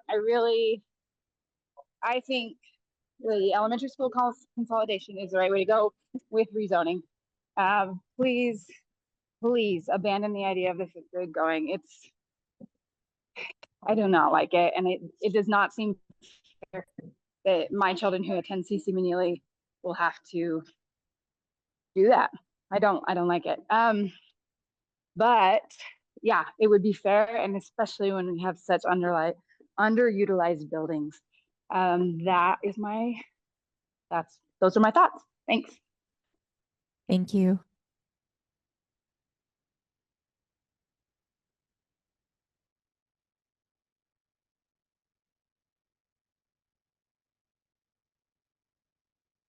Hi, Amy Carter, proud principal at Powell Middle School. I prepared nothing, but just thought I would speak a little bit to our Title I funds. So yes, as people had said, we would have higher qualifications for people who filled out the application. However, it is qualifying applications. So if people make over an X amount, I don't know what that amount is, then we wouldn't have those as students that receive those funds. So just for that other information. So this year we have those title funds, and Miss Mitchell has worked really well with all 3 schools that receive those right now. We used it for 2 teachers to teach a Foundations of Literacy class. They sold their prep, and so we were able to pay them through these title funds. So those targeted 7th and 8th grade students who needed some more help and fill some holes. That was one of our big purchases, I guess, in a way. Another few things that we've done, we've bought resources, books, magazine subscriptions for classrooms. We don't have a curriculum for social studies and science, and so we've bought some resources for those classes. We also paid for RTI Scheduler for our WIN planning. WIN is our What I Need sessions. We do that twice a week for 40 minutes. And last year we had 8 teachers on this committee. It was a lot of hours, which were also funds, but we had to plan this whole thing and schedule this whole thing. We actually bought a scheduler where teachers are able to pick the students they want for their intervention sessions. And then also students are able to pick their sessions as well. So that has saved us time and energy in having to purchase that. We also purchased Easy CBM. We purchased 500 headphones because kids need headphones for SBAC, and somehow they're always lost. So we purchased a lot of extra headphones, whiteboards, markers, other consumables, but all of that title funds is being used. We also have we are currently paying another substitute teacher to provide some other interventions. We had some funds for the rest of the year. We also have funds for PD. We did a book club last year with it. We are continuing to work through PD with that this year. So we have a lot of money that we have put back into our school for title funds, but that is where our title funds have gone at Powaloo. So thank you very much. And we hope that we can keep those in the middle schools. Thank you. Thank you. Mm-hmm.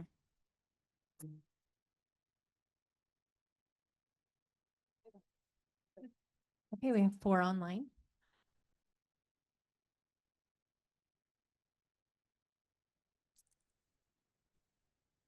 Hi, can you guys hear me? Yes, we can. Go ahead. Hi, and I can hardly hear you, so I'm sorry, but I know tonight my name is Shiloh Webb. I have a student at Aspire, and I know we're just talking about consolidation at this meeting, and I'm tuning in a little bit late to the process. But something I think or needs to be considered at the follow-up meetings with the board and whoever else may be present would be the platform for learning. I know if I was in education and I was looking at an influx of students, I would be trying to have better time management as far as like Admentum. But I'm hearing from students that it's a challenging platform. So if Admentum was applied or some kind of go at your own pace platform, at what percentage if of students who did not pass to move on to the next grade level, would it be considered a wash? Or are there other options out there that can be considered as that learning platform that's not so complicated?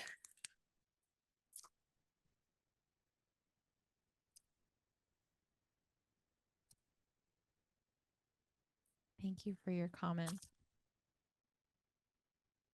Okay, we're going to go ahead and take our one in the audience, and then we'll go back online. Hi, my name is Jamie Goring for the record. I am currently a 5th grader at Minden Elementary School.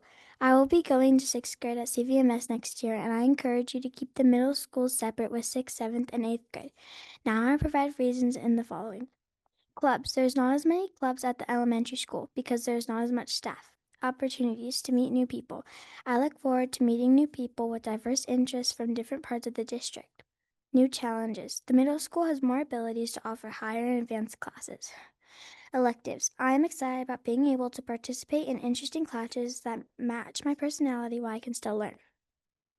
New and more teachers. Students can get chances to see and meet more adults that can push you to be your best, and students can have a wide range of trusted adults. Sports. I'm excited to try out for teams in a little more competitive league. Also, some kids can't afford sports, so some families rely on school sports for exercise and fun. So please keep these reasons in mind when you make your decision. Thank you for your time. Thank you very much. As adults, that can be intimidating, so I admire our students when they get up. Thank you so much for sharing that. All right, back to our online.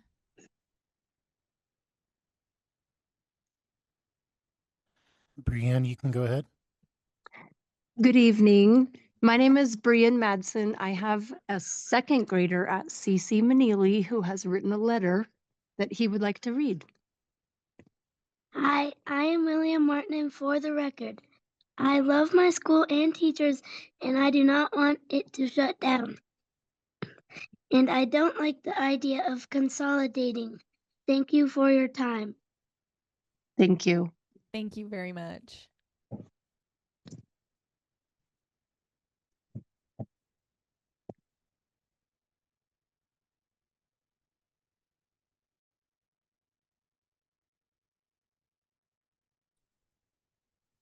Hi there, can you hear me?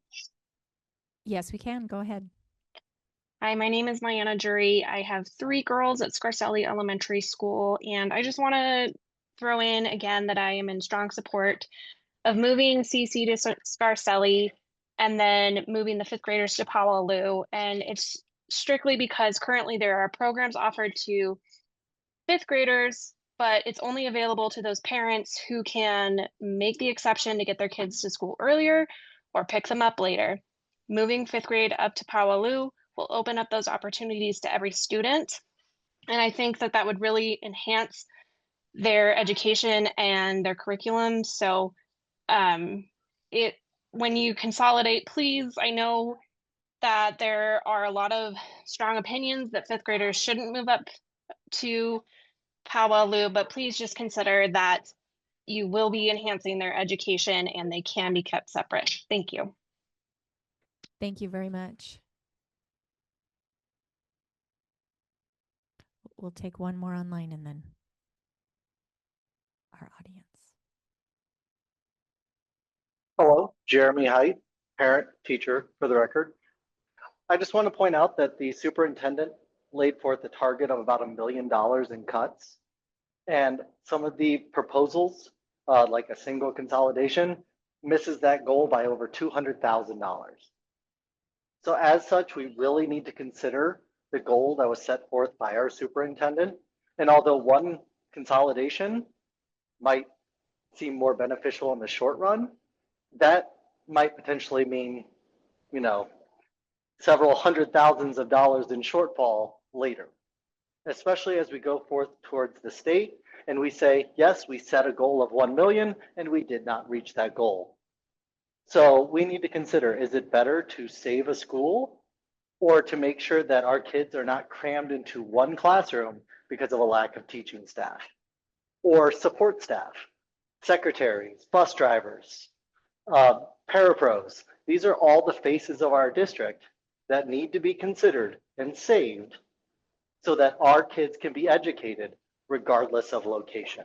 I think we should listen to Mr. Alvarado's target and his intentions so that we actually make cuts that are prudent towards that goal. Thank you. Thank you very much. Courtney Burris for the record. I know that I always come in here pretty hot and keyed up, but tonight I'm pretty upset. This either affects my child's education or this affects my family and my job, and meaning my family at Powaloo. Powaloo losing Title I funding by putting the middle schools together. We need that funding. Our students need that funding. And it would be a horrible loss to go from elementary schools only getting Title I. That's it. You just said middle schools wouldn't get it because CVMS wouldn't get it and our high school doesn't get it. And you can't require families to fill out forms. Please don't consolidate the middle schools. Powaloo is culturally relevant to this county. We are native. We're on native land. We have native students and they are very proud of where they're at. And that would disappear. And that's not something I think a lot of people are thinking about. We're thinking about how far it might be for kids in the Jacks Valley area to get to Powaloo. if we consolidated and moved. But I'm telling you right now, it is a bad idea to consolidate middle schools. I don't want to consolidate anything because I know that everybody's emotionally tied in this. But elementary school consolidation is the only option. It's the least disruptive to our students. It's the least disruptive to our staff. Please, please don't choose to consolidate the middle schools. Thank you. Thank you. We have one more online.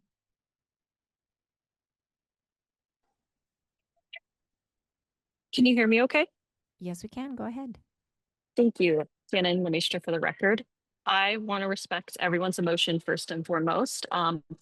I know that we're going to be back in this position later. However, I do want to bring up to the board and to the parents and families concerning with the consolidation and kind of piggyback off of what someone said.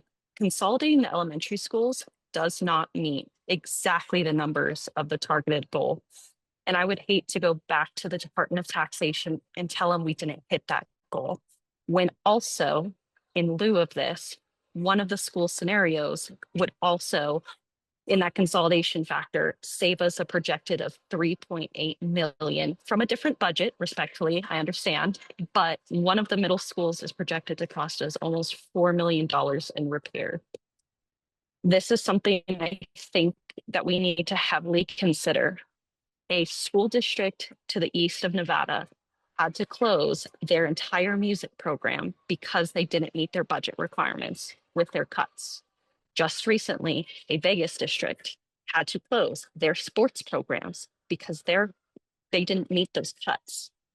I 100% don't agree that, we don't like any of the scenarios. But if one scenario, yes, it saves the schools now, and we were guaranteed that this time around we are saving programs, what happens next time? I understand and respect that Frankie has identified with the partnership contract that we made on how to reduce the numbers, how to get us to baseline zero. But there is only so much we can prevent. It's the job of the school board to unfortunately make these harder decisions to look future-wise too. When you have a projected negative $4 million going out somewhere, one might seem easier than the other. Again, I don't know all the ins and outs, but I kind of just wanted to bring that up as we might lose the access for students right now, but at least we have a strong community that offers resources to help enrich our students too. Thank you. Thank you very much. Any more online? Is there any more from our audience?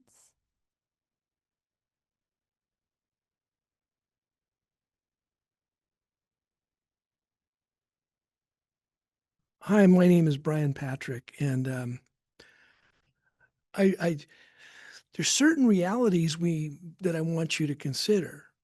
Okay, and the first reality is most of these elementary schools were built 1st through 6th grade, and they housed 1st through 6th grade for many years.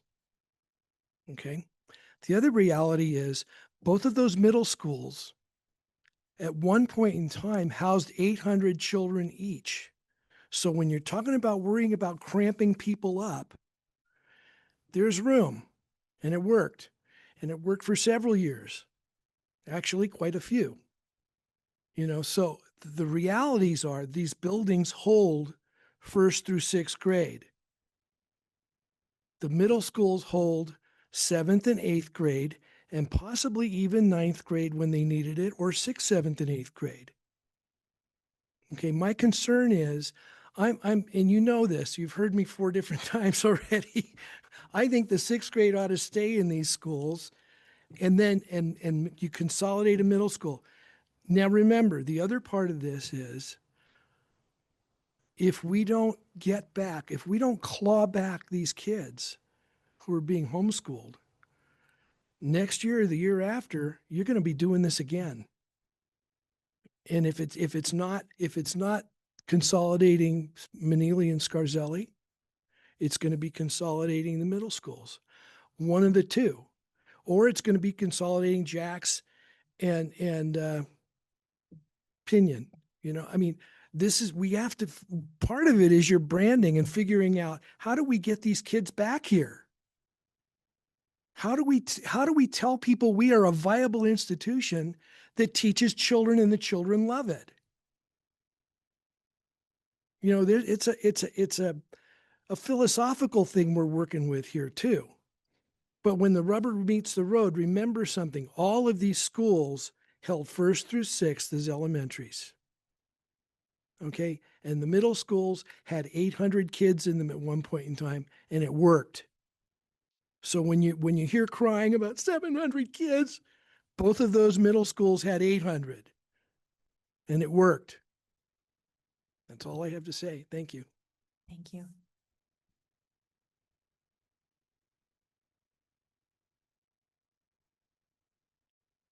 Hi, my name is Lauren Wilsey, and I grew up here. I went through all of the weirdest changes that this district had at the time. I was the last 6th grader in elementary school. I was the last 9th grader in high school.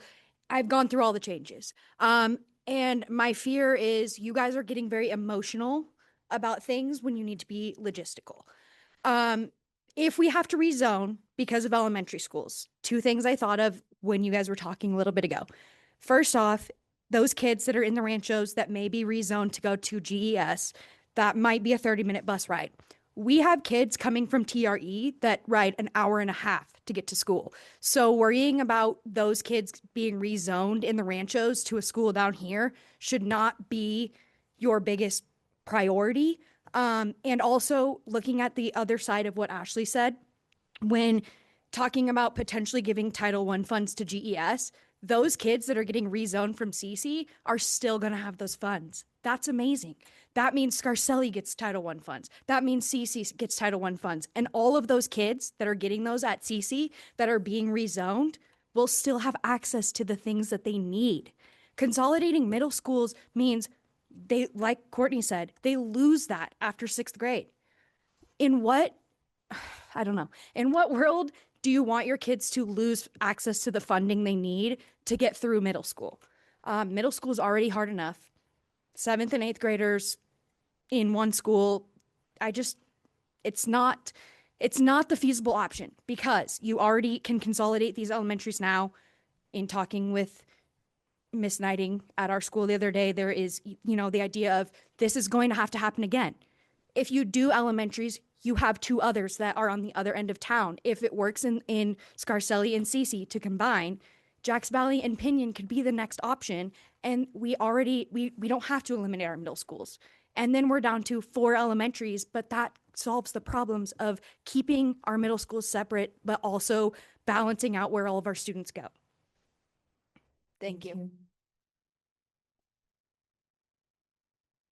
One more online.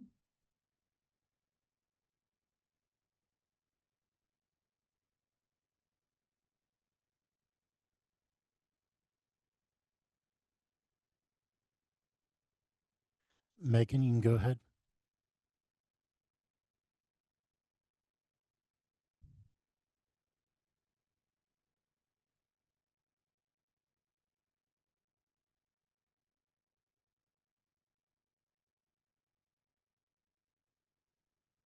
Is she still there? Or okay. All right. Is there any further public comment?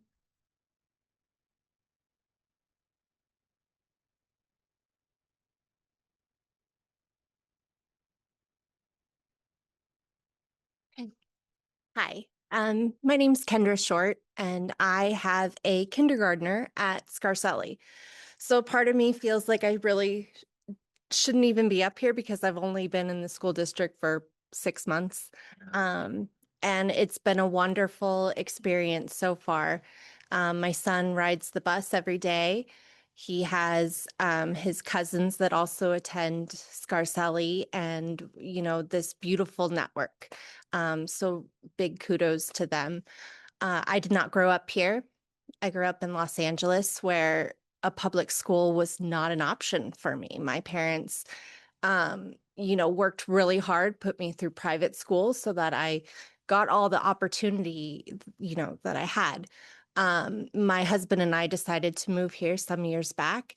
And a part of it was because of the school district, because we felt confident that our future kids could get a wonderful education here and have a sense of community. So thank you for all that you do. And with that said, I've only been to a few meetings, but from the information that you all have presented to us, I do feel the most confident in the consolidation of the elementary schools. I do feel the most confident in choosing Scarselli as that school, from a parent who is very much looking at the safety of the school.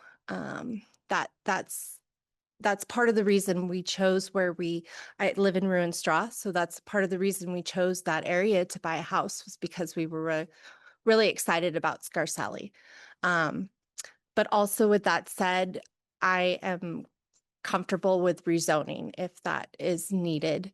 I understand that, and something to take into consideration is the bus drives and being mindful that if we are rezoning now, that they are continued to be with their same friends. I mean, my son's in kindergarten, he'll be able to make friends, but as they get older, that they're still with their same group. So, thank you.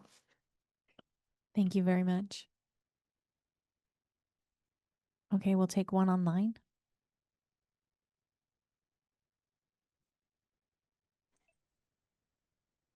Hi, my name's Colleen Julian.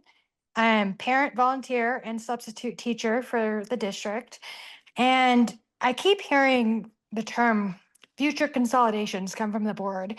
And it just sounds a lot like this is just the beginning. I fear that CC and Scarselli, if they're the ones that consolidate, is just the beginning for this whole process. And they're kind of the guinea pigs. Just wondering if the efforts have been completely abandoned on turning this around at all. Has the school district even tried to work with the county or developers for affordable family housing or anything? Or have we just conceded to circling the drain and we're just going to shrink year after year? I'm sure I'm not alone, but I don't want to be part of a dying school district. I understand that today's decision is about a single consolidation, but everything that is said points to more to come. Personally, I would feel a lot better if this board said anything about working on a long-term plan aside from more closures and cuts. I don't have any desire to spend my child's next 9 years of education worried about what's coming next. Furthermore, in the interest of transparency, I believe the board needs to disclose what the plan is to save the additional 9 or 6 million sooner than later. Families and staff should have the time to look at alternative options outside this district, depending on these cuts coming. Thank you. Thank you.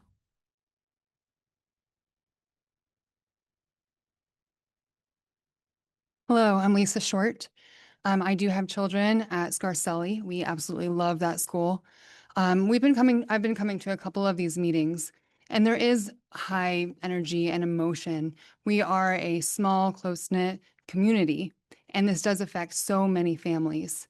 What I am asking is, because it seems for now the consolidation from the 2 middle schools and the ranchos to just consolidate seems to be just the easy answer for now, but to actually look at the long term and to be able to not put this community through this again and again and again, because my children are aware of what's going on. We talk about it. I'm talking about it at home, talking about it with my family, and we might be rezoned. And that would be moving my children away from their current friends. And then if we have to do another consolidation and the different rezoning or different schools, what's going to happen again? They're going to have to move and get torn away from their current friends. And so it's just looking into the future that the easy answer would just be to consolidate one school right now.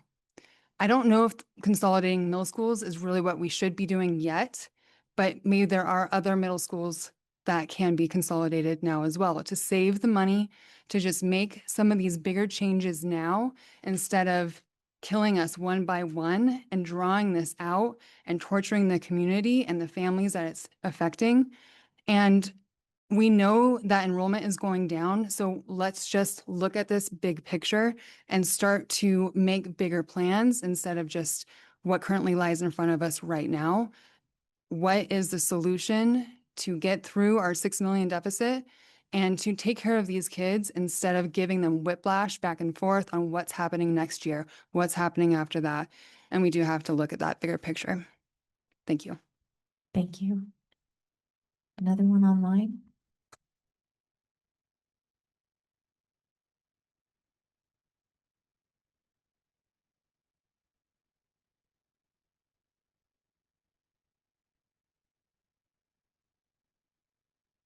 Hello.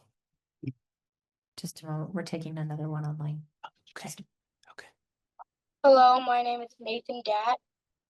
I am a I am in advanced. Well, I'm a student and I'm in advanced 7th grade math, even though I'm in 6th grade. I'm thinking if the 6th grade goes down to the elementary schools, then my education might go down it, and it'll be harder for me to get into advanced places again. And talk about your electives. And it'll be harder for me to get my electives You have to come middle school combined. if my middle schools get combined. Thank you. Thank you. Okay. Dirk Wang for the record. Thank you. Okay. You have a lot of hard decisions in front of you. I just wanted to express support for the consolidation of elementary schools. Any way you need to. I would like to discourage the moving of 6th grade down to the 5th grade setting. I think there's a lot of developmental independence that happens when a kid goes from elementary to junior high, and they have to do a lot of things on their own. So that's all I wanted to say. Thank you. Thank you. Any more online?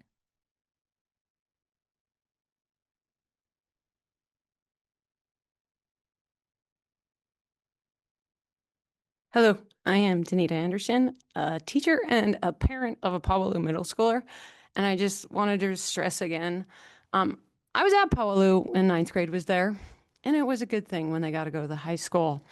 And I was there then welcoming the 6th graders. One of the things I think is really beneficial besides electives is 7th and 8th grade have a grade-based credit requirement. And it is a transition for our students to have to go to an A through F. And I think it's really beneficial for our 6th graders to be able to practice in that system, getting those grades, since they are a requirement. It's a little bit of a transition. So I do think 6th grade it's appropriate for them, to have that opportunity, plus all the other electives and things. I don't like playing the what if people go and homeschool, what if they do? But if we're going to talk about it, I really think going to one middle school too, there isn't any options. So, with the open sort of opportunities for enrollment, you're giving people options by keeping 2 middle schools. If we have a combined middle school, they don't have any option but to possibly homeschool. My other thing is just to remind too, middle school consolidation probably would look a little messier. You were asking about the endorsements and things. We have people that are 7-12 endorsed that can only teach single subjects, but we have K-8 endorsements. So I think when we talk about people moving at a middle school consolidation, it is a little bit more conversation because some of our people, if they lost their position, would bump possibly high school teachers.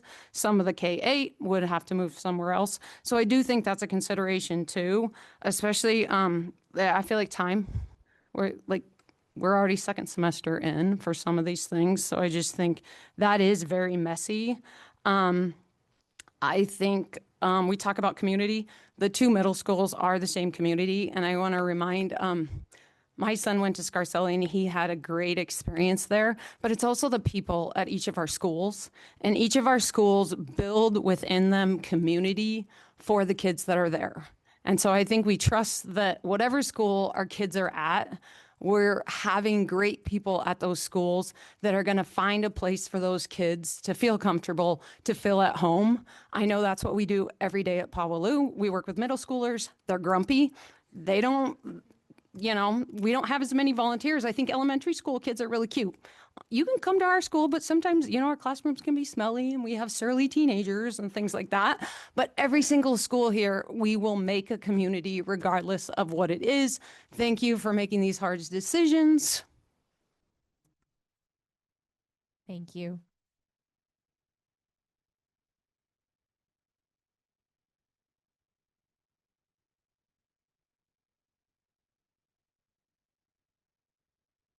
Travis Keen for the record.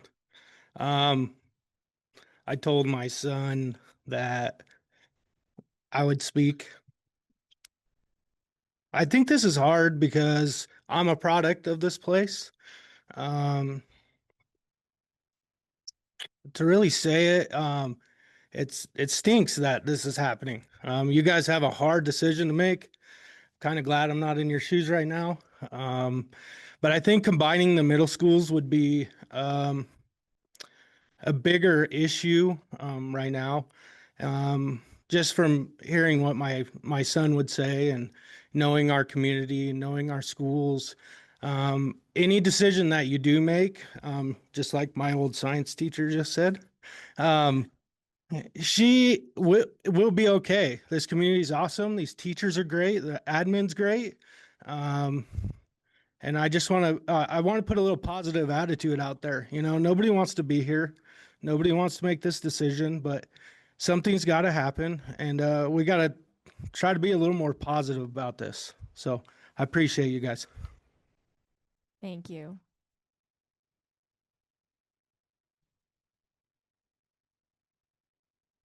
Any further public comment?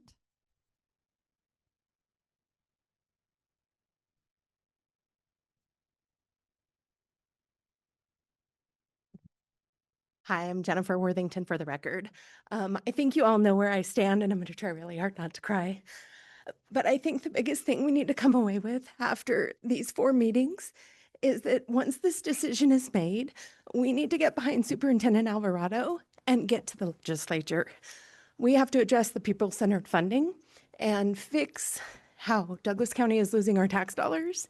Because yes, we're losing students, but we're putting into the system far more than we're getting back. And that is an inequity that we should not be facing. And so send messages to your assembly people and your representatives and support our superintendent. Because this decision, as hard as it is, we're in this time crunch. Let's make one and move forward and then fix the problem. So thank you. Thank you for doing everything. Thank you.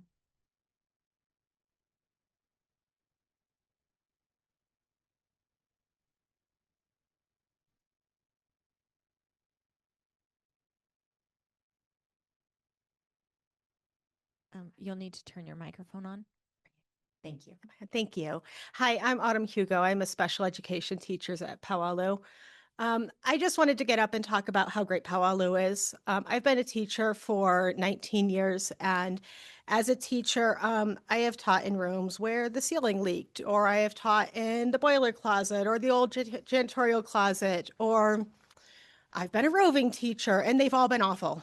Every single situation has been awful. And I've always been in a situation, I've been like, I can't do this. And I go somewhere else. And I got to Powaloo and I said, this feels like home. I want to stay here till I retire. I have a room where I can educate students and I can create a culture of learning, and I can bring students in who have disabilities and make them feel comfortable and make them feel accepted and make them feel like they can learn and have them say, oh, I got that for the first time, and they care. And they walk in and they say, oh, this room passes the vibe check, because you know what? It's a beautiful facility. Powaloo is it's gorgeous. I've never taught in such a beautiful school, and I'm so thankful that I get the opportunity to teach in such a beautiful school. I'm so thankful that I get to work with the staff I get to work with there and the kids I get to work with.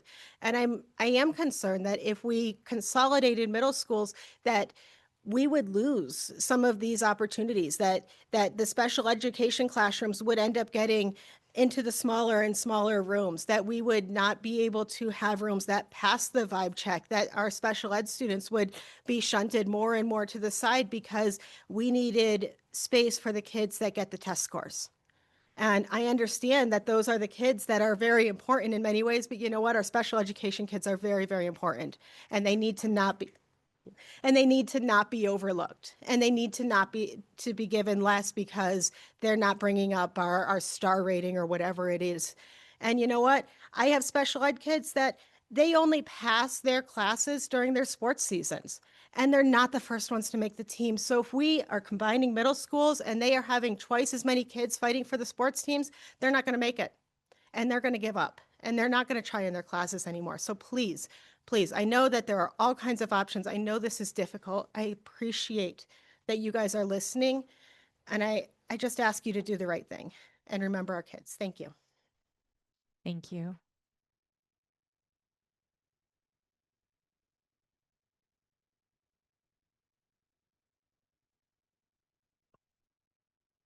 Hi, my name is Ashley Goring, for the record. I am a counselor at Minden Elementary School. And prior to that, I was the counselor at Powaloo, where I had many of your children.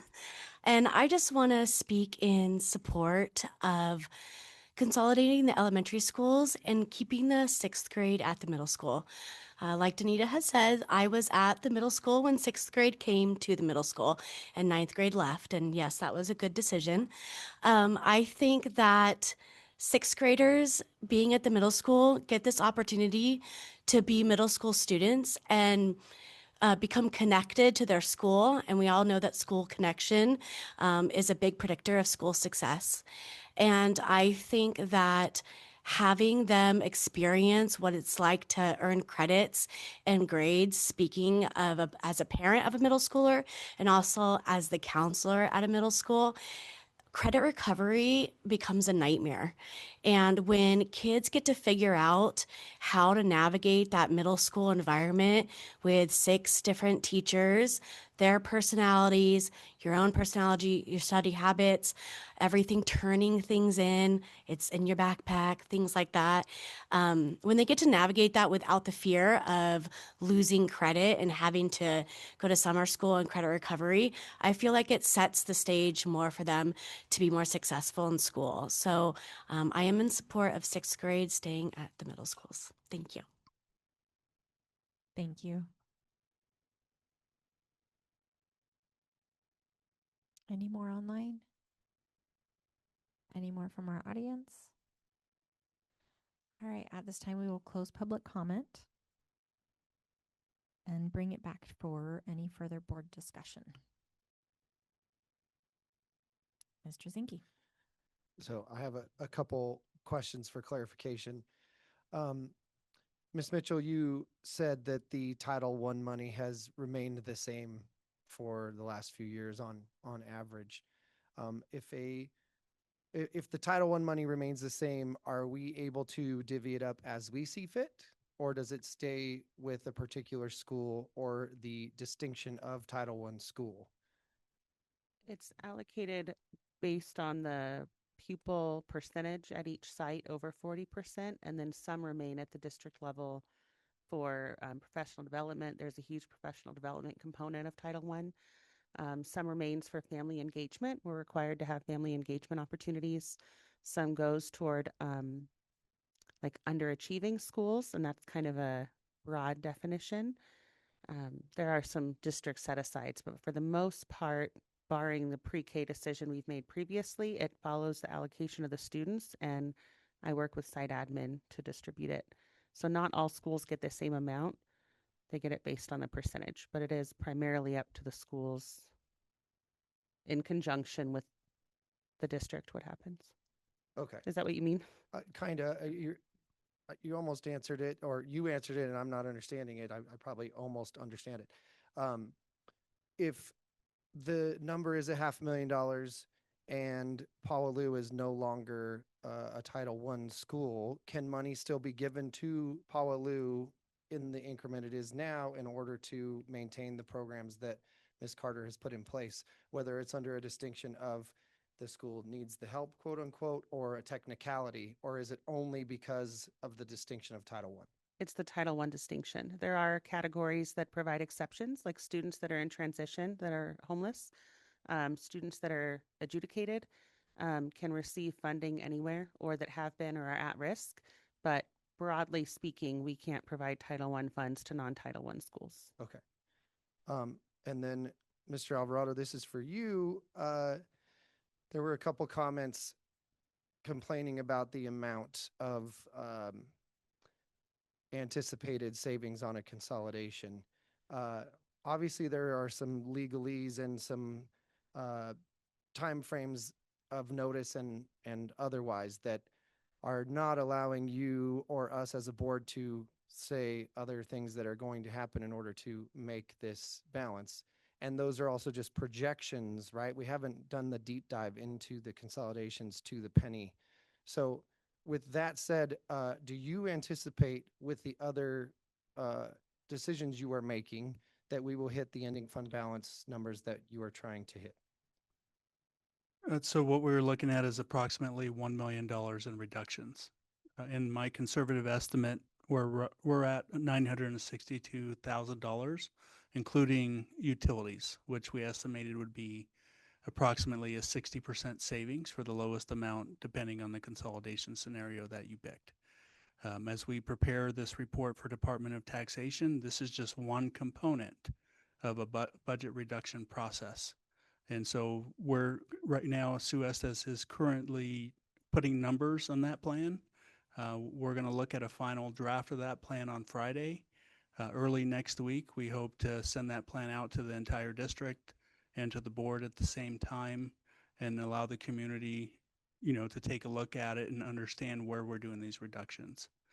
Recently, we did learn that some of the expenditures that we had within the general fund qualify for capital fund expenditures at the tune of $1.1 million.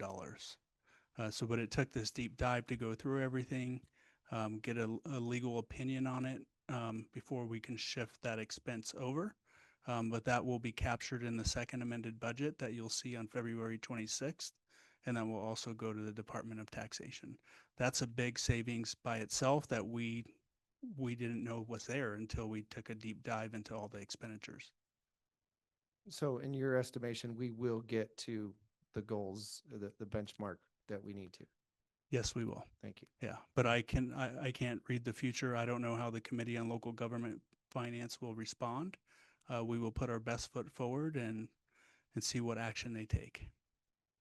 But I've been having weekly meetings with Department of Taxation. Question I have, you mentioned that we're going to be saving in utilities, but we're not selling off a school. We're still going to utilize that school wherever we put the district office, correct? The school will be repurposed. Correct. So our utilities aren't really going to change a whole lot, are they? No, but if we end up selling the district office, that's a complete savings of utilities. Right. But that's the only one. Correct. So while combining elementary schools or middle schools, we will not be utilizing an utility savings in either of those scenarios, correct? Yeah, and the utility savings is minimal. So in the South, we estimated $68,000 in savings. Okay. So if you take that away from the 962, we are just under 900,000. Is that enough? With additional expenditures that we're able to shift over to capital, that's up to $1.1 million for this school year. It is enough. Remember, this is just one of the components that we're looking at for reductions. Right. I know that is the case. I'm just making sure that we're. Yeah, and we just received that legal opinion on those other expenditures. Right. The same day as the town hall. Right. And I think Mr. Catola drafted that.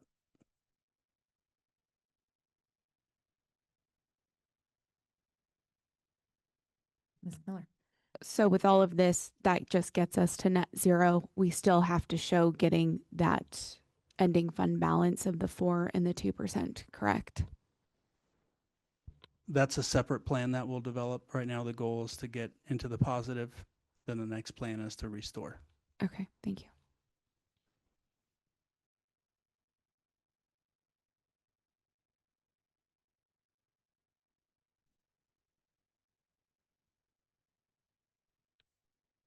Can I make a motion? No, I was actually going to take a 10-minute recess and then come back. I need to sit on I just need 10 minutes. Okay. If that's good. So we'll take a 10-minute recess and come back at 6:30.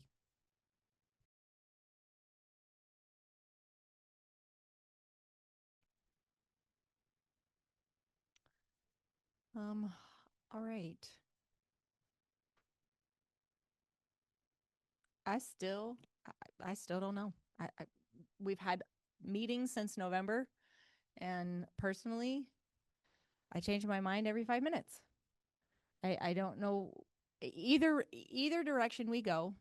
We're going to be back here in, say, what, 6 months, maybe a year if we're really lucky. But I don't foresee that happening at a year. I think we're going to be starting this discussion fairly quickly moving forward, because we know that declining enrollment is happening, and we know that we're going to have to make further consolidations. And I think it's really important for our community to remember that we're all in this together. And no matter what decision is made tonight, our staff is amazing. And they're going to rally around our kids. And they're going to show up tomorrow for school. And they're going to do what our kids need. And I think that is where we need to remember that our kids are the ones that are going to be okay, because we're going to make it okay for them. So whatever decision is made, I think it's really important that as a community, we remember that we're in this together and we're going to show up for our kids.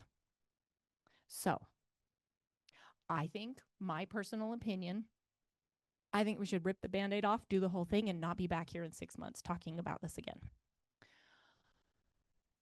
But maybe that's not the best decision. I just personally don't want to go through this again. This has been a lot. It's been a lot of meetings. It's been really hard. I have been at all of our schools. I love our kids. I love our staff. We have good people. I think our kids are going to be okay no matter what we do. And we have to remember, no matter what school they go to, they all end up at the high school. They're all together anyway. So that's how I feel. Others, I'm sure, feel very differently. Ms. Knighting. Me personally, I would like to do one tonight and then monitor our declining enrollment and do a more phased approach going forward, that we aren't set for just, a couple months to get this done. But that would be me. I would want to do one, watch what is happening with maybe new developments coming into our community. Anyway, I would favor the one approach and be proactive in watching what our enrollment is doing, and then do a more phased approach going forward. Say if we had to do another elementary, we could start, the kindergartners starting this year, all at this one. And so it's a very much more phased approach than we're faced with now, but that's just me. I would have preferred one now.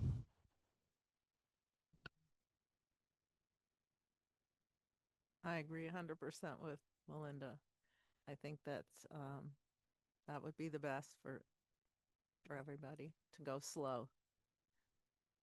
And Mr. Alvarado will let us know how much money we have to cut, and we'll just follow accordingly and work together to find the best solutions. I think if we did, oh, sorry, Karen, go ahead. While I would love to go slow, I don't know if that's a feasible timeline with where we need to end up. I mean, currently we need to end net zero by the end of this school year, and we need to show a positive balance by the end of next school year. While I understand everyone's concern about consolidation. Me personally, I've kind of lived through that where every couple of years there's always been, oh, your school's going to be closed. Believe me, anybody on this board understands what your students and your teachers are going through. I really do. But I don't know if we have the time to do a phased approach. So, I mean, we're here, we've done the work, we know what the numbers are. Might as well just get two birds done with one meeting. I think if we did it both tonight, we'd still be back here very soon because we still need, our elementary schools are still very low. And so we're still going to have to do it again, and it's going to be at the elementary level. Me personally, I am not ready for the middle schools to be combined. I feel like there's so many opportunities there. There's so like I want to keep letting our youth have the opportunities they can as long as possible. I know eventually down the road that's probably going to happen, that they're going to have to be consolidated, but I just don't feel we're there yet. I feel like we need to start at the elementary level and we need to consolidate some of those schools and get those, because that's where we're seeing the real decline in the enrollment right now. And so we need to just start there. And then as those grades start moving up, our middle schools are going to get smaller and then we'll be ready. But at this point, we still have so many kids that want to be involved in the band and do the electives and go out for the sports and stuff that I hate to take that opportunity from them sooner than necessary. So I would really like to look at doing one consolidation tonight of the elementary schools and look at the other elementary schools going forward next.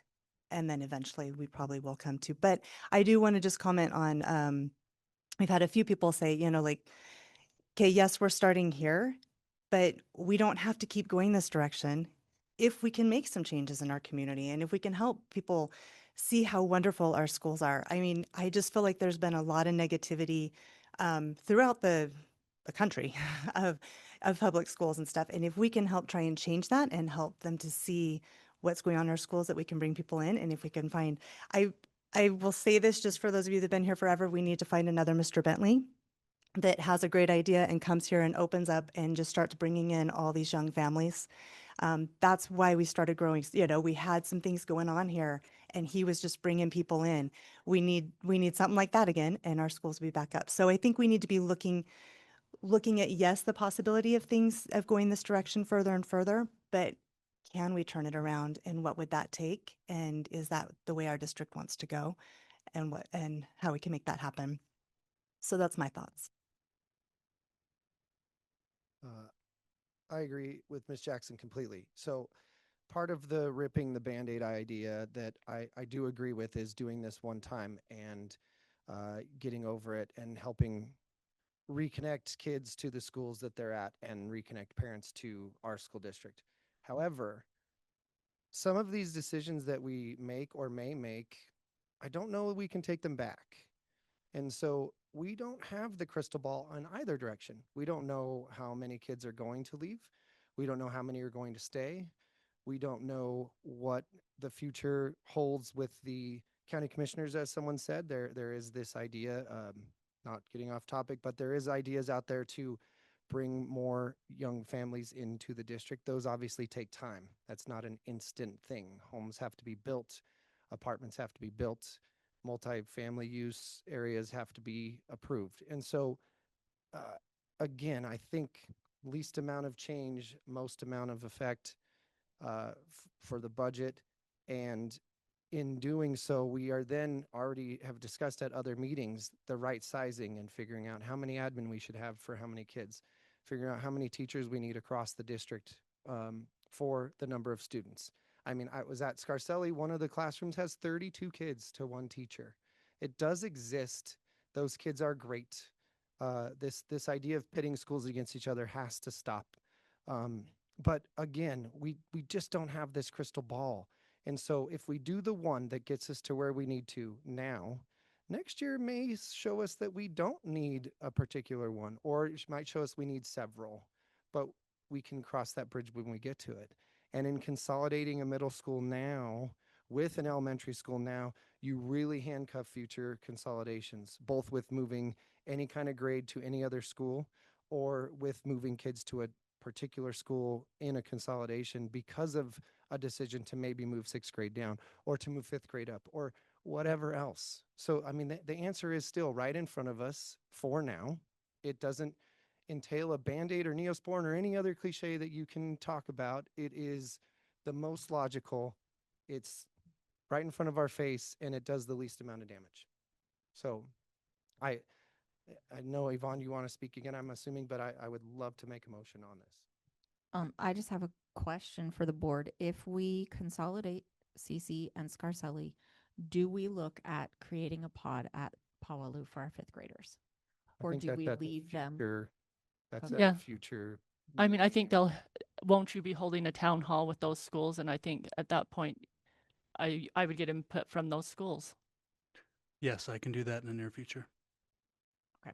Because I mean, there's also other options, right? Like where there are portables, where does the money come from to move a portable? How much do they cost to sell? How much do they cost to acquire? There's a lot of other things. Mhm. Today is just the school decision, or even just the written notice for the school decision, even if we're getting closer to nuts and bolts. Okay.